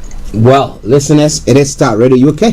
Mr. Olayomi Koiki in North London studios. Well, Labour says they're no more going to be embarking on that strike. But the president made a statement, the independent speech, and people have bastardized that, saying that it doesn't go far enough. We had the PDP that was talking about all that. But the question is, the wife and the president's wife has also come out to say that, look, my husband is not a magician to fix Nigeria's issues. Now, somebody will say, well, he knew that what he was getting himself into, and he decided to embark on that. So what did he say about that? And how come that, because as you have said, there are some states that will not be able to pay this 35,000. We've had it several times where there have been increment, and some states they couldn't pay. People are still been working 2 months, 3 months, and they've not received their salaries. And I ask myself, how did they get to the workplace? They are all magicians. How are they? Default position, they put people in the place where they have to be corrupt to be able to survive. Yomi. Well, maybe while there you're saying that we might say that the picture behind you is the one of the royal father in the Yoruba land known as the Oni of Ife. We say the Ojaja the Second. He has actually pleaded with Nigerians to exercise patience with President Bola Tinubu administration given the current economic situation. Oni made this appeal during the visitation of his family compound as part of what is known as the Olojo annual festival in Oketeshe area of Ile-Ife yesterday. Going back to what you're saying, I mean, yes, many states cannot afford to pay this kind of salaries, but again, it seems that maybe the federal government will have to subsidize this, until 6 months and then perfect it. The question we should be asking is, after 6 months, will the government increase it? And why is it 6 months? Why not 1 year? And if they're going to be for 6 months, are we saying that the government is just trying to play what they call cat and mouse between the NLC so that Nigeria do not go into much problems that the government is currently trying to tackle? Just like, the president's wife, Remi Tinubu, said that the husband is not a magician. They've also met problems, just like the previous administration of the former president Muhammadu Buhari said when he came into the government in 2015 that there was problems that was left behind by the PDP. But this time around, Tinubu does not know who to say left the problem, but it seems that he's trying to unravel some of those problems, and the biggest problem has to be in the CBN, where money has been moved. So this government seems to try to stabilize the situation. The last thing the government will want is a shutdown of the country that will quickly crumble Nigeria faster. Well, a shutdown of the country, would that happen? Somebody would say that no, they will do their best to get things done. But what have been the reaction from the statement of the president, the first lady as well, where he says that the husband is not a magician? What have been, various statements that have come from various quarters? Well, you could tell that Nigerians, get very hype up, especially knowing fully well that sometimes these individuals need to be very, very careful, with what they are saying, their utterances. But unfortunately, Remi Tinubu hasn't said that. Omobolaji Abdullahi said, and I quote, with a emoji of 3 smile, "Your husband, Jaga Bandit, is a marabot." Well, I'm not too sure how that links with Remi Tinubu, but we know what the marabot is all about. Agbado. I'm sure this man must have changed that name to Agbado, because we know that Bola Tinubu loves that word Agbado all the time. But he says, Remi Tinubu, your husband claimed he was hiding the strategy to fix Nigeria. Tell him to implement the strategy. Enough of lies and excuses. We take 2 more. And this one says, and I quote, She Egbo, First Lady, and I'm not going to use the other word because, and this individual says, thank you, ma. He isn't different from Buhari either. And this is coming from at Isilema Bomatebo Isilema. So these are part of the reaction. But like I said, this government is still very young, but it seems that the previous administration that could have given the stepping stone to this administration did worst. So the new administration now doesn't want to put the blame, because this is not the PDP. He doesn't want to put the blame on Buhari, but again, at some point, they will have to put the blame on the previous administration. Well, let's see whether they will put a blame on them, and let's see what is going to happen when it comes to the court hearing, the Supreme Court hearing as well. Because if Atiko's certification, receiving of the certificate of Tinubu is something to say that, well, he's been lying to the state all this while, maybe that's something that's going to end the whole rest. But we don't know what is going to happen there. Listeners, it is Starr Radio UK. It is your favorite African and Caribbean radio station in London. Mr. Olayomi, Koiki in North London Studios. I'm Archie here. We're going to now leave Yomi to bring you more of the story that is the rest of the story that is got and what is happening on the social media platform. Over to you, Yomi. Well, as the Owner of Ife begs Nigerians to remain very patient and calm while this administration continue to find, the lasting solution. The monarch admitted that Nigeria is currently at its trial period when citizens are facing a lot of challenges in all ramifications of life. I know that people are passing through difficult periods in which they are not finding life easy, and truly this is a challenging period. But I know that after this festival, normalcy will return to the country as the problems we are facing will soon come. Maybe the Owner of Ife has spoken to the gods of the Yoruba land, to bring normalcy and make sure that there is peace and there's also unity. Well, therefore, let's all hands be on deck, for a tree cannot make a forest. Neither any nation can get to its promised land without the contribution of the generality, Oba Ogunwusi stated. So we go straight back into some of the other news at exactly 11:43. We spent quite a lot of time. As we go into it, it seems that 12.5 kg cooking gas has now hit 12,500 naira. Is coming from the headline. Prices of the 12.5 kg of the liquefied natural gas has gone up to 12,500 naira as Nigeria celebrate our 63rd independent anniversary. Also on Sunday, the Yorubas had a very small gathering right in front of the Nigerian High Commissioner in London. While that was going on for like 3 hours between 12 to 3 p.m., there were other people that came in as well to protest against the outcome of the result as well in Kano State. One more from the business side, Nigeria and others need $2 trillion to achieve a net zero emission, according to the International Monetary Fund, IMF, says that Nigeria and other emerging countries will need about $2 trillion annually.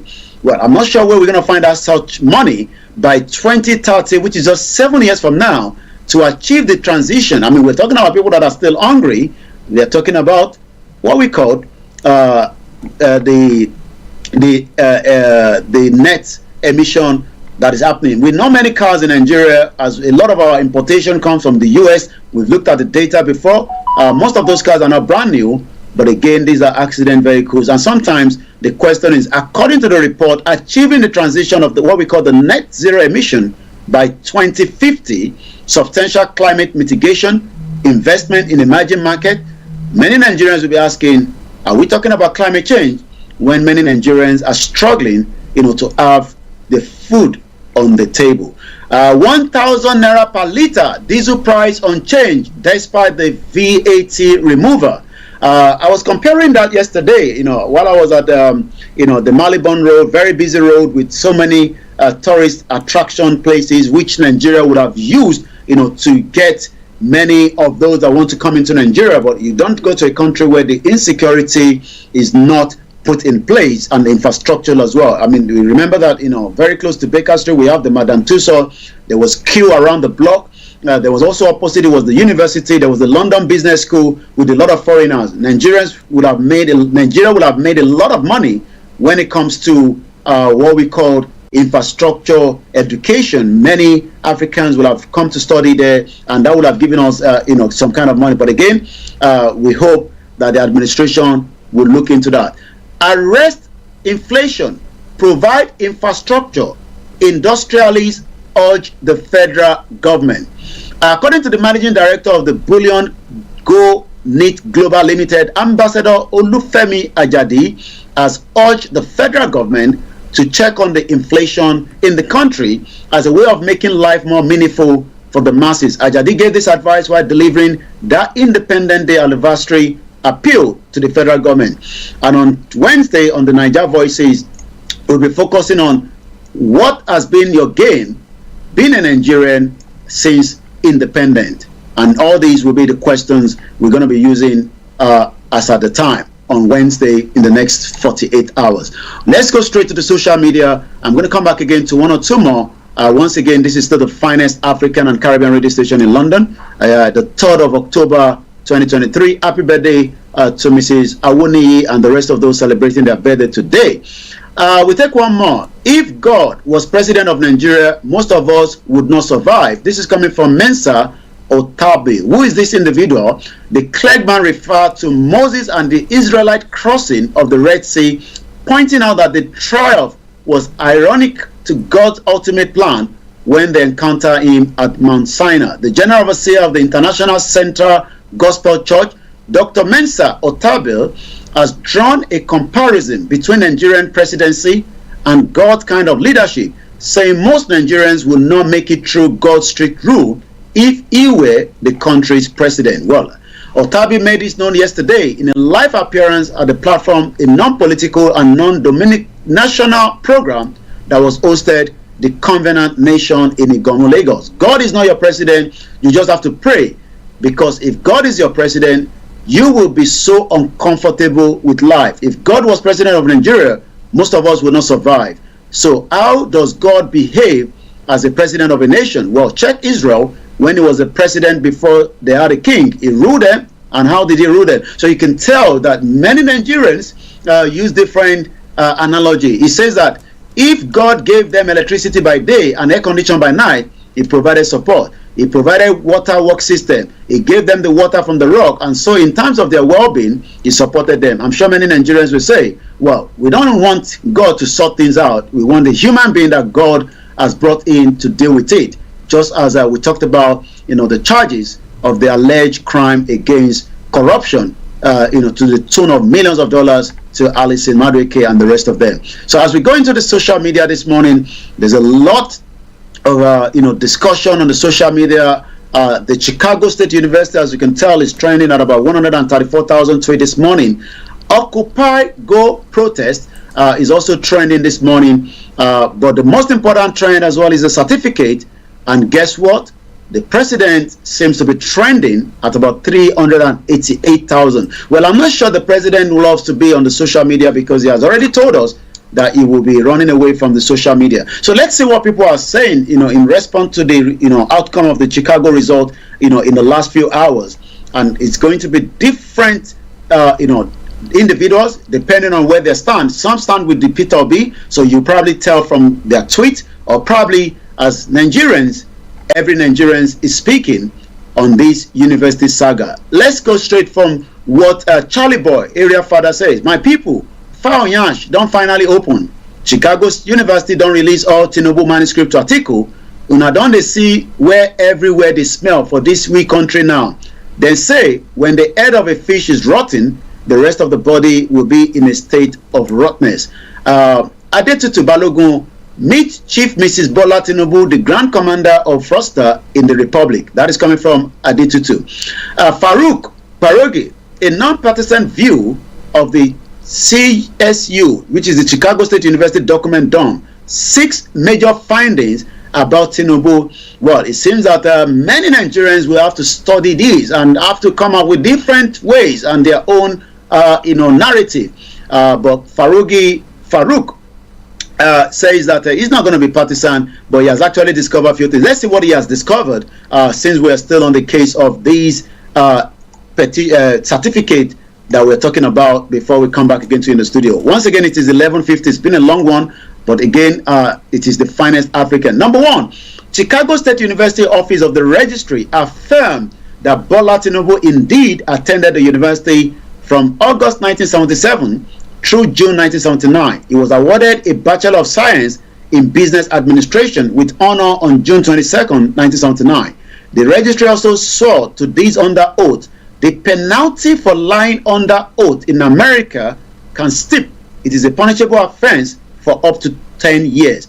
This information is consistent with my September 2nd, 2023 column. Number two, the certificate, we call it diploma in the US. The Tinubu submitted to INEC is inconsistent with the certificate issued in 1979 and subsequently indicating that Tinubu forged his US diploma a mere ceremonial document that most employers don't ask for.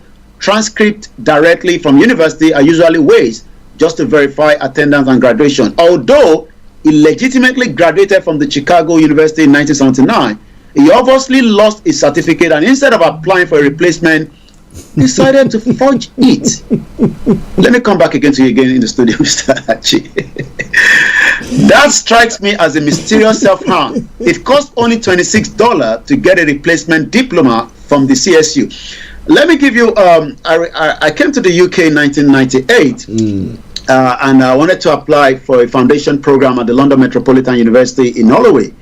I presented my West African examination result. It was rejected, and the reason for being rejected because they couldn't verify the result. Probably individuals before me have used it. I probably tender a fake. I wouldn't know, but I was told if I had a different, exam from that particular one that I can use. I did have one, but I didn't pass it, so I thought I don't have to tell them I attempted the Cambridge O-level in Lagos before coming to UK because I didn't pass. But I said maybe I should just tell them I did it, but I didn't pass. And they were so excited that I even attempted it. And I was told that you can get that result back without you stressing with less than £20 as at the time. They gave me a phone number. I made a call. I made the payment, and my result was sent to me. That result was accepted as against my WAEC result. Yeah. I also presented my WAEC result, and they didn't want to accept that, so they had to take my diploma that came from the university that I went to. That's what they wanted. They wanted that one rather than the WAEC thing. They didn't want to have anything to do. And the WAEC is meant to be one of our biggest West African examination. What I was told as at the time was that there's no office in UK that would make them to be able to confirm it, and the bottleneck to confirm it in Africa was no go area. So there was no way they are going to accept it. Well, listeners, need we say more? 11:54 the time. But you know what? Tomorrow, Yomi is going to be joining me again. We'll be telling you more about what is happening after the release of this certificate. Tinubu should have just paid what? $30 or what? $36 to get it, an authentic one. Now he's for something. Now the one that have been released is different from that one. So how did he get that? So has he been lying to us all the time that he was a governor and now becoming the president? Would that actually get him out of office? Oh, this one is our own thief. It's all right. We like him like that. Is that what is going to happen? Well, listen, it's Starr Radio UK. Let's go to Yomi for his final words, and then we'll move on with the program. Over to you, Yomi.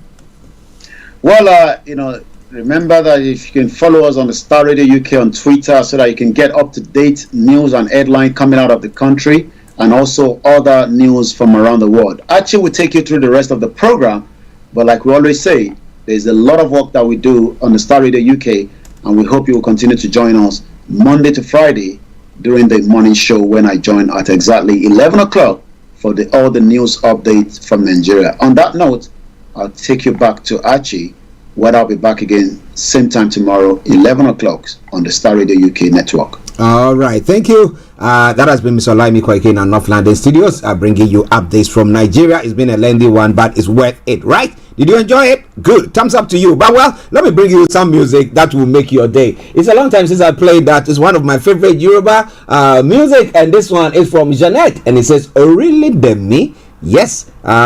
Enjoy it, and I'll be with you. Stay tuned.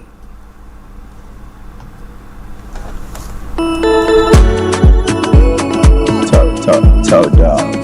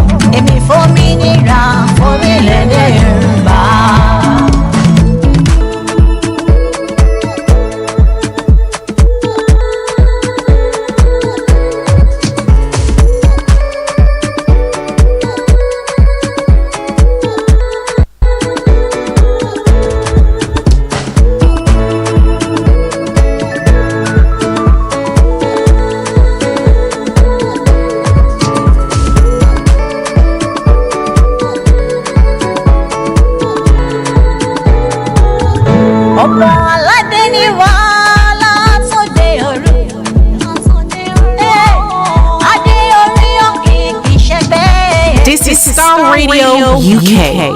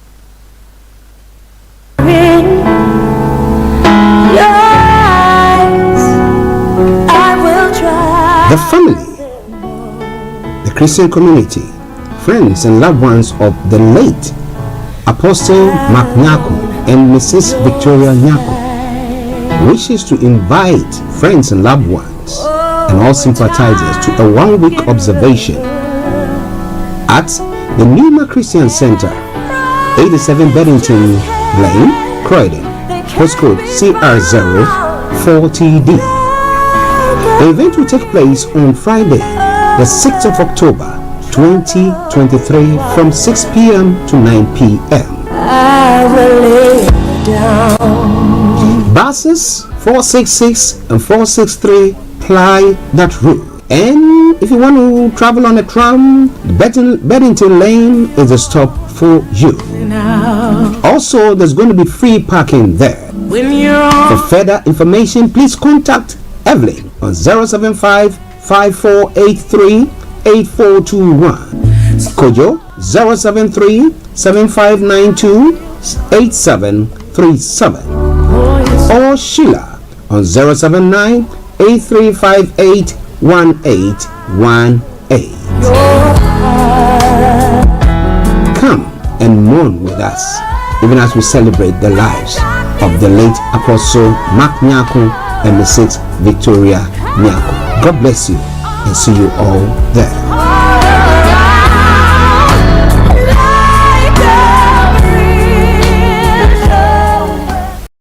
Welcome back to the program. Yes, as you heard the announcement, well, it's going to be happening live this Friday at the Numa Christian Center. So we want to invite each and every one of you, all the Christian community, Ghanaian community as well. Yes, they were involved in an accident back in Ghana, and they, Mrs. Nyako lost her life in Ghana.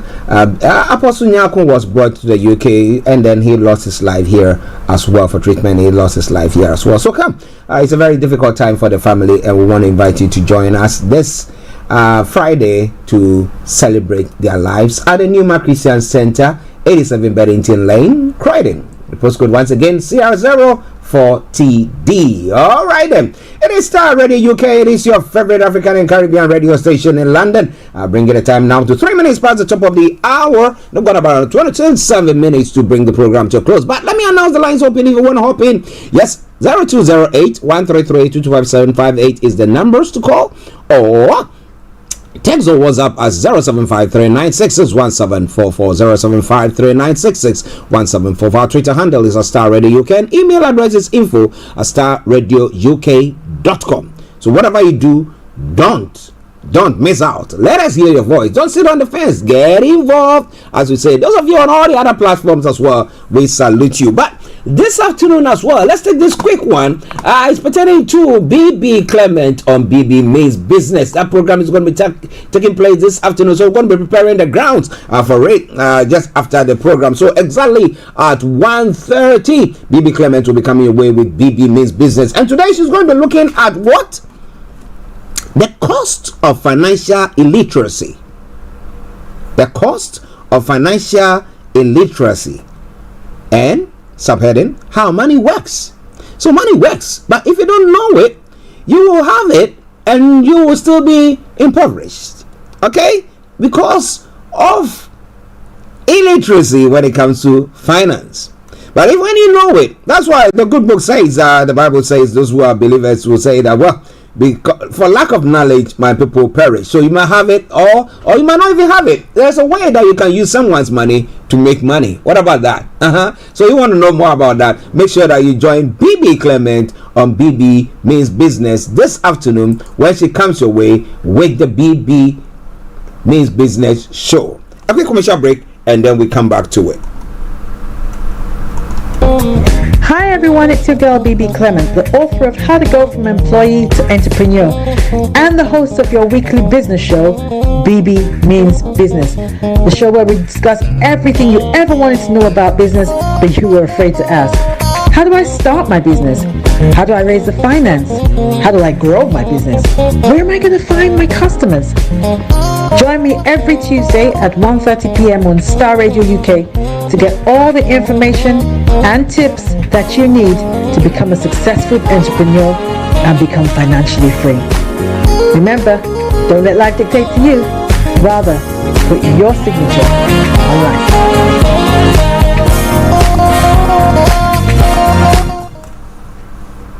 Everywhere you go, Afrobeat reggae dancer taking over. Everywhere you go, Afrobeat reggae dancer taking over. Yo, what's up, people? This is a boy Raskin Bobo One. Tune in every day, every night at the Starr Radio UK with the big man them Archie. When I say Orta, you say fire. Welcome back to the program Starr Radio UK, your favorite African and Caribbean radio station in London on this Tuesday afternoon. Let me call it that. 6 minutes past the top of the hour at a time. Yes, I am Archie, as you heard. Yes, I'm going to be with you for the next 24 minutes. So I want you to stay with me. Don't touch the dial at all. Let's go. Look at some of the other stories making the rounds in other parts of the world. Well, when it comes to the African continent as well, the Seychelles leader, in Seychelles, leader of the main opposition party, has been charged with witchcraft. Now, let me tell you more about that. The leader of the main opposition party in Seychelles, Patrick Hemini, was indicted on Monday as part of an investigation into suspected witchcraft. Now, Patrick Hemini, leader of the United Seychelles Party and a candidate in the 2025 presidential election, denounced the decision as political. Mr. Hemini was arrested on Friday at his party's headquarters and his office searched before being released. Now, Patrick Hemini, along with 6 other Seychellois and Tanzanian nationals, have been charged in connection with an investigation into witchcraft and unnatural and superstitious act. The investigation is linked to the discovery in August of the unearthed bodies of an elderly woman and a young man in a cemetery on the main island of Mahe. The name of Mr. Hemini, who was president of the National Assembly between 2007 and 2016, was found on the phone of the Tanzanian national who was arrested at Seychelles International Airport at the end of September in possession of stones, small bottles containing a brownish liquid, an assortment of powders, and a number of documents containing language and symbol described as satanic, according to the Seychelles news agency. Now, prosecutors said the symbols of the document on the document were similar to others found in vandalized sites in the archipelago, including Catholic churches. Now, after being charged on Monday, Patrick Hemini was released on bail of 30,000 Seychelles rupees, around 2,100 euros. From him, this is a decision that comes directly from the presidency of Mr. Ramakalawan, the head of state. Mr. Hemini told the press on Friday. If found guilty, the accused could face fines. A new hearing is scheduled for the 3rd of November. Now, if it's going to happen that it's just going to be facing fines for being involved in witchcraftism or whatever it is, what does the Constitution say about that? I think I will dive deeper into it after the program, and then tomorrow I'll try to, if possible, bring you some updates from there, because it's quite interesting. Now we had is it one of the leadership, maybe a minister somewhere in South Africa, who once said that, well, they're going to roll out a course where people are going to learn witchcraftism. Now, in this part of the world as well, there's witchcraftism that is practiced here. Now, the other time I was having a conversation with a very close person, and the person said, well, you know what? They said apparently, when it comes to African witchcrafts, they like flying, and then in Germany, the witches in Germany warned them that they should stop flying. So what were they flying there for? So how could they spot all that? It's quite an interesting one. So for you to be charged with witchcraftism and all sorts. Do you know what our people are involved in? Oh boy. My goodness. Well, it's quite interesting. This is Africa for you, you know. They won't be looking at the bigger picture. They are looking at maybe somebody doing witchcraftism and say, you know what, he's a presidential candidate. Yeah. It's not coming away from Starr Radio. Okay. In Nigeria, 29 soldiers have been killed in an attack. Algerian mediation in sight as well. What is Algerian mediation going to be like? Nigeria is in mourning on Tuesday after the death of 29 soldiers in jihadist attack at the time when the military regime agreed to examine an offer of mediation from Algeria for a political solution to the crisis. The attack, combining the use of improvised explosive devices and kamikaze vehicles by more than 100 terrorists, targeted a detachment of security forces in Tabato near the border with Mali, indicates some press release from the Ministry of the Defense. The provisional assessment of this attack is as follows.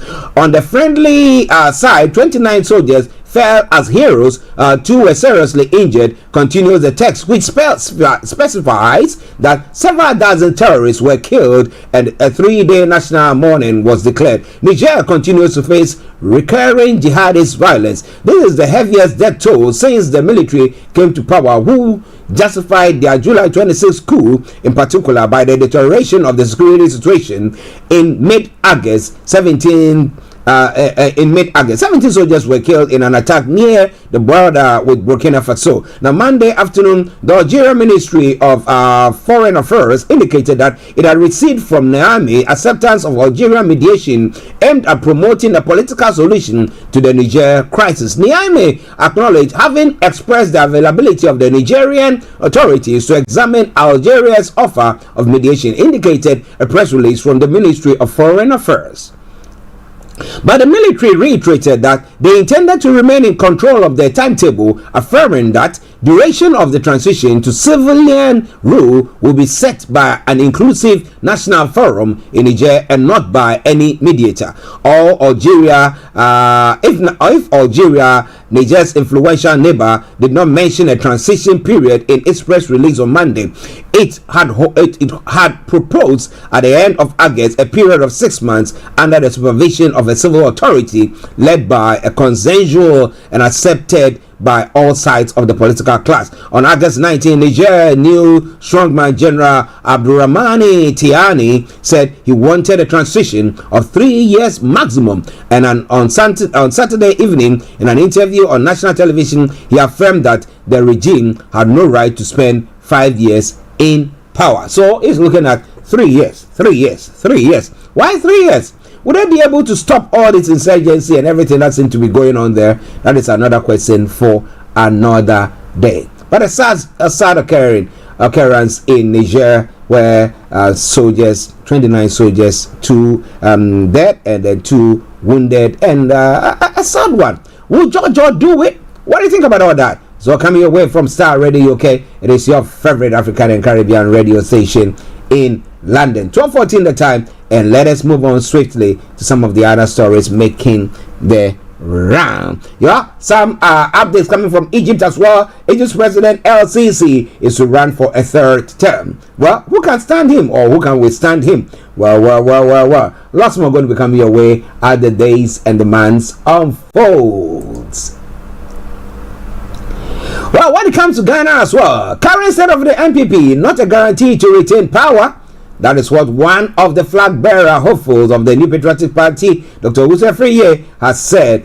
Seeming polarizing in the NPP in its current state cannot guarantee the party's victory in the 2024. It looks like, first of all, Alan Shamantin, one of the flag bearer hopefuls, who has resigned from the party, and then secondly, we have Kennedy Japan, who is saying that, well, in that statement, he says that, well, the NPP is wantonly, let me borrow that word, I love it, wantonly, actually siphoning resources from the country or money financially as if there is no tomorrow. So maybe putting all those things into perspective, he thinks that, well, there's no chance on earth that the NPP can say they are breaking the 8, unless, I rest my case, I didn't say anything, did I?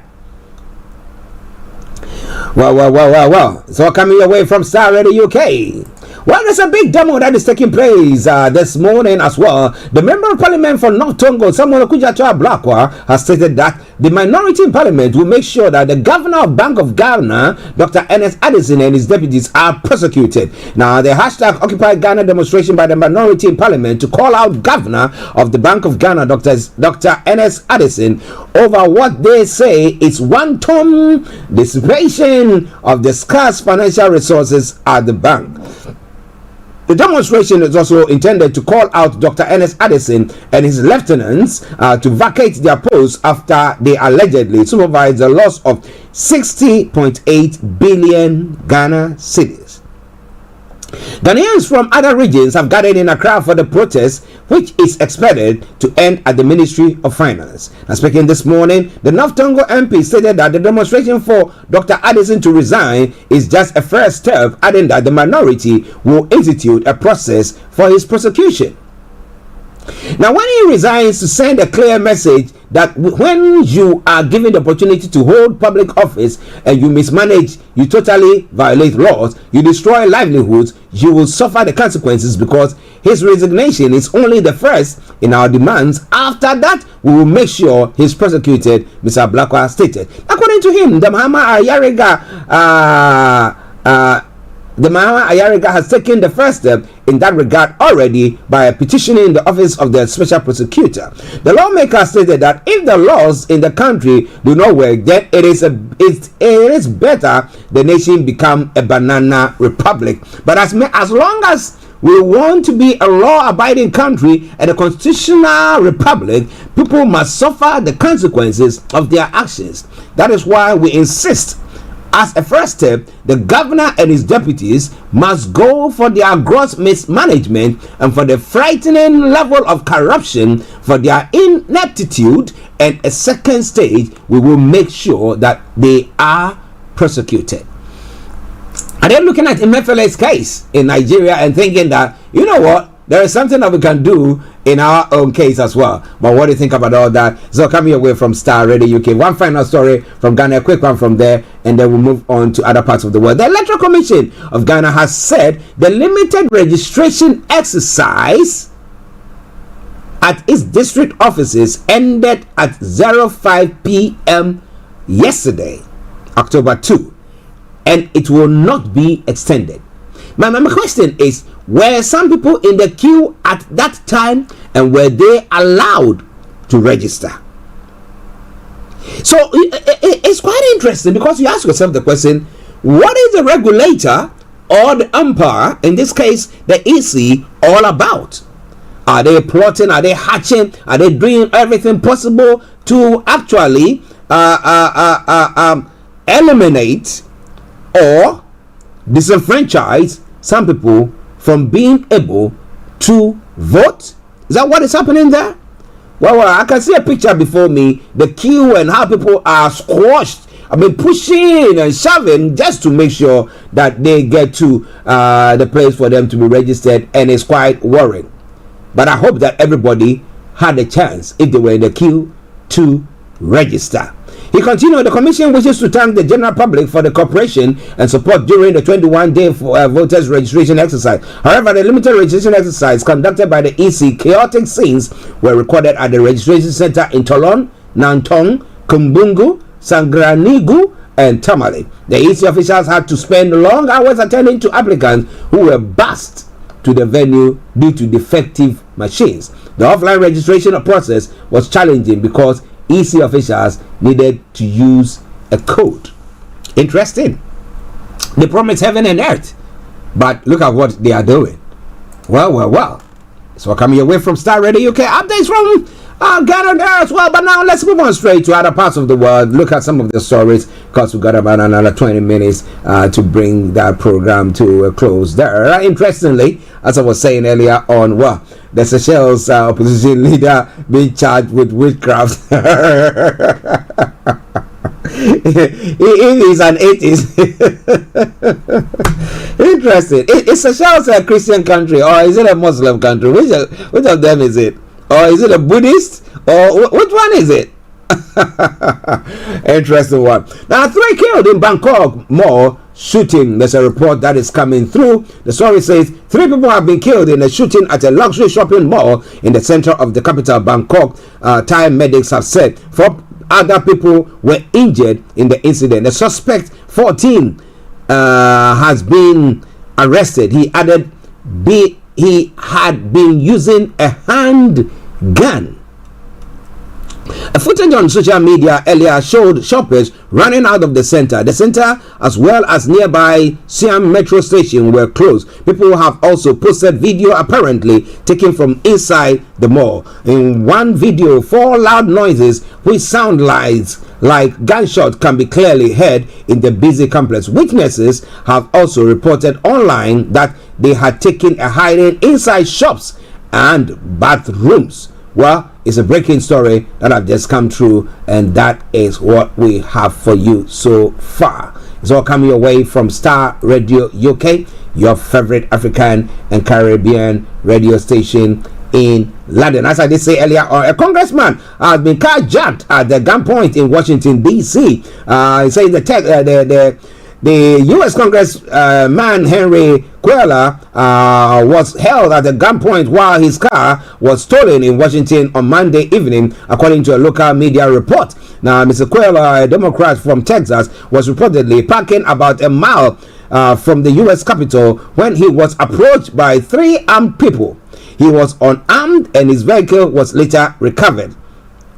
U.S. Capitol Police said in a statement that detectives were working to track down the suspect. The incident happened at about 12:30 local time in the city's city southeastern Navy Yard neighborhood, as well as the car. The 68-year-old's phone and iPad were also taken. According to Mr. Cuellar, Chief of Staff Jacob Hochberg, it is not clear if these have been returned as well. The number of carjacking in Washington has been on the rise in recent years. In 2021, the local police department launched a task force to deal with issues. According to the latest police figures, there have been 750 incidents of carjacking in the city so far this year, and 75% of these offenses involve guns. Mr. Cuellar is currently serving his 10th term in the U.S. House of Representatives for Texas 28th Congressional District.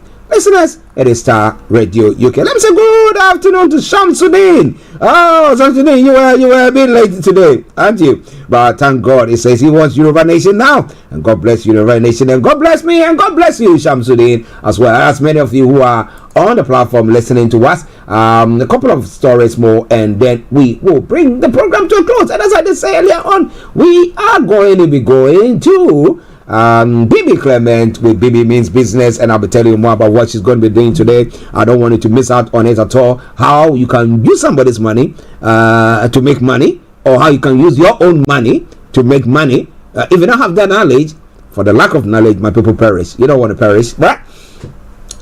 A missing girl has been found safe after police used fingerprints left on a ransom note to track her down. Now, Charlotte Senna, 9, disappeared on Saturday while riding her bicycle in New York State, triggering a huge 48-hour search by hundreds of people. A ransom note was later delivered to their family home, and officials said it contained the suspect's fingerprints. He wasn't smart after all, was he? Now, police then identified the suspect as the print was on their database linked to a drink driving incident from 1999. He was located at a property owned by his mother and arrested. After some resistance, the suspect was taken into custody, and immediately the little girl was found in a cabinet. New York Governor Katie Hochul said at a news conference on Monday night she knew she was being rescued. She knew that she was in a safe hands. What happened was extraordinary, she said. The governor named the suspect as Craig Nelson Ross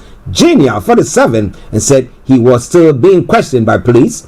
Said the investigation was still active there. Well done to the police, and well done to their intelligence trying to just quickly find her. Well, it's all coming your way from Starr Radio UK.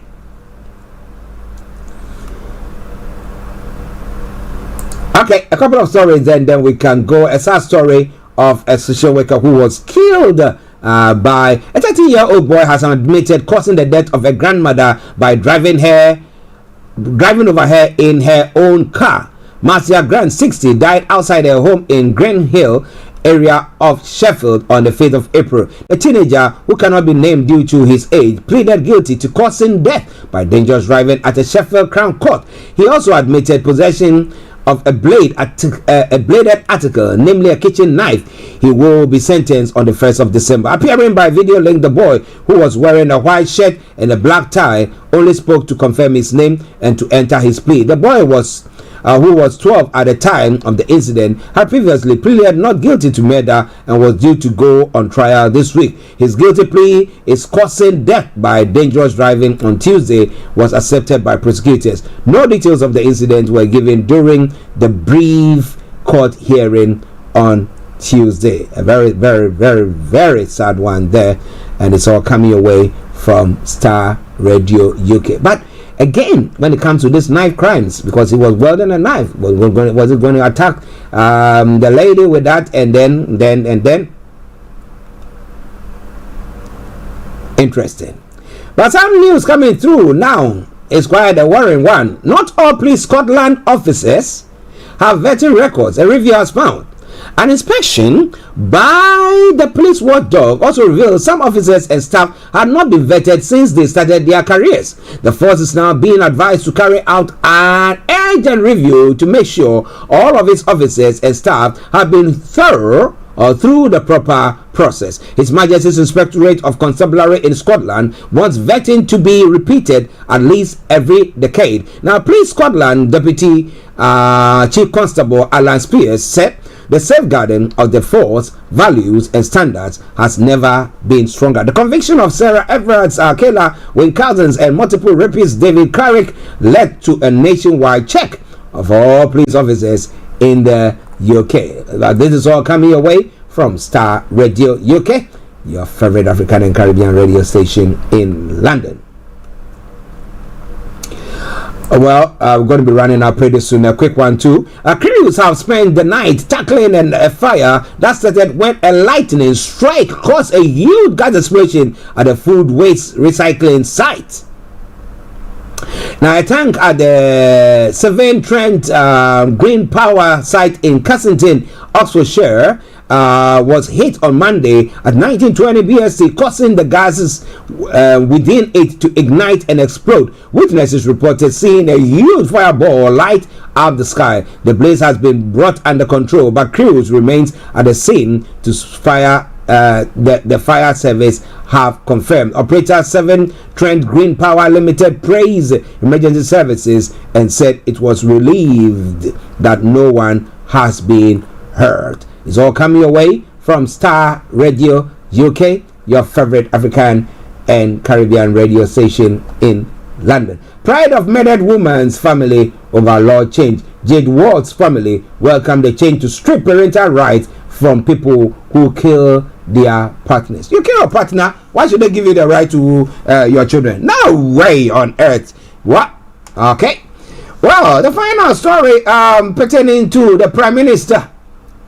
Now, Prime Minister Rishi Sunak has said he would not be forced into a premature decision on the future of HS2. He told BBC an enormous amount of money was being spent on the high-speed train line and it was important to make the right long-term decision. Now, pressure is growing on the Prime Minister to make an announcement as reports continue to circle that he is going to scrap the line's Birmingham to Manchester leg, but the Prime Minister refused to confirm whether it will go ahead. Repeatedly asked on the BBC Breakfast Show to confirm whether HS2 will continue all the way to Manchester, he said, "I know there's a lot of speculation, but all I can say is I am not going to be forced into a premature decision because it's good for someone's TV program. Now, what I want to do is to make the right decision for the country." Mr. Sunak denied the issue had been a distraction from his party's annual conference in Manchester and that the handling of any announcement had been poor, insisting we're having a great conference. This is why I bring the program to a close for today. Tomorrow, God willing, we'll be coming your way with another edition of the morning show. But now, I'm going to bring you a commercial break and then we'll bring you some lovely tune. Country Hot by Afriye. But you know what? This afternoon, as I did announce, BB Clement is coming your way with BB Means Business. BB Means Business. And she is going to be looking at what? Let me tell you more about that. The cost of financial illiteracy. How money works. You want to be part of it? You want to know that? Well, for lack of knowledge, my people perish. You don't want to perish, do you? Well. So in that case, make sure you join BB Clement this afternoon, exactly at 1:30 for BB Means Business. All right then.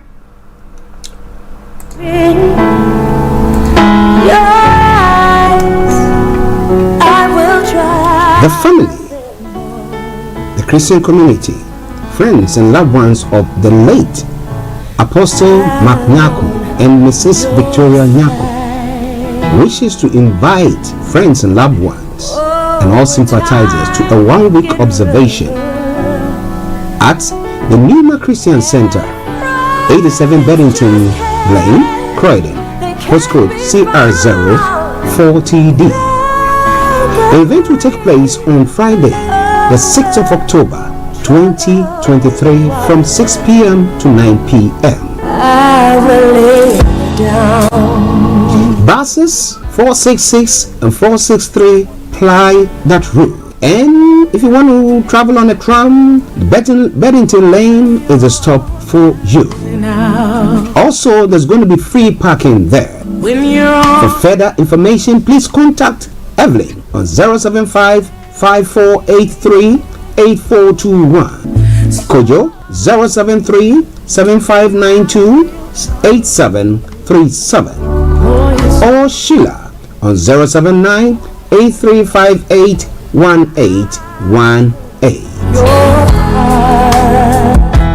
Come and mourn with us, even as we celebrate the lives of the late Apostle Mark Nyako and Mrs. Victoria Nyako. God bless you and see you all there.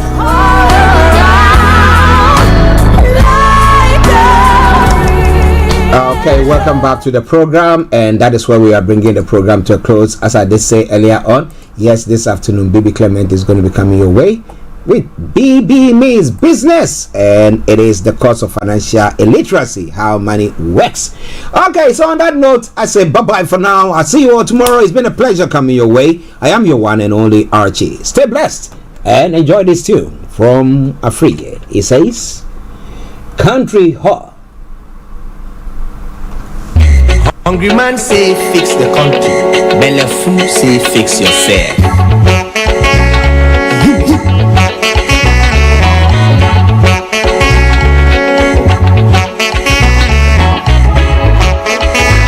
This is Starr Radio UK. This is Starr Radio UK.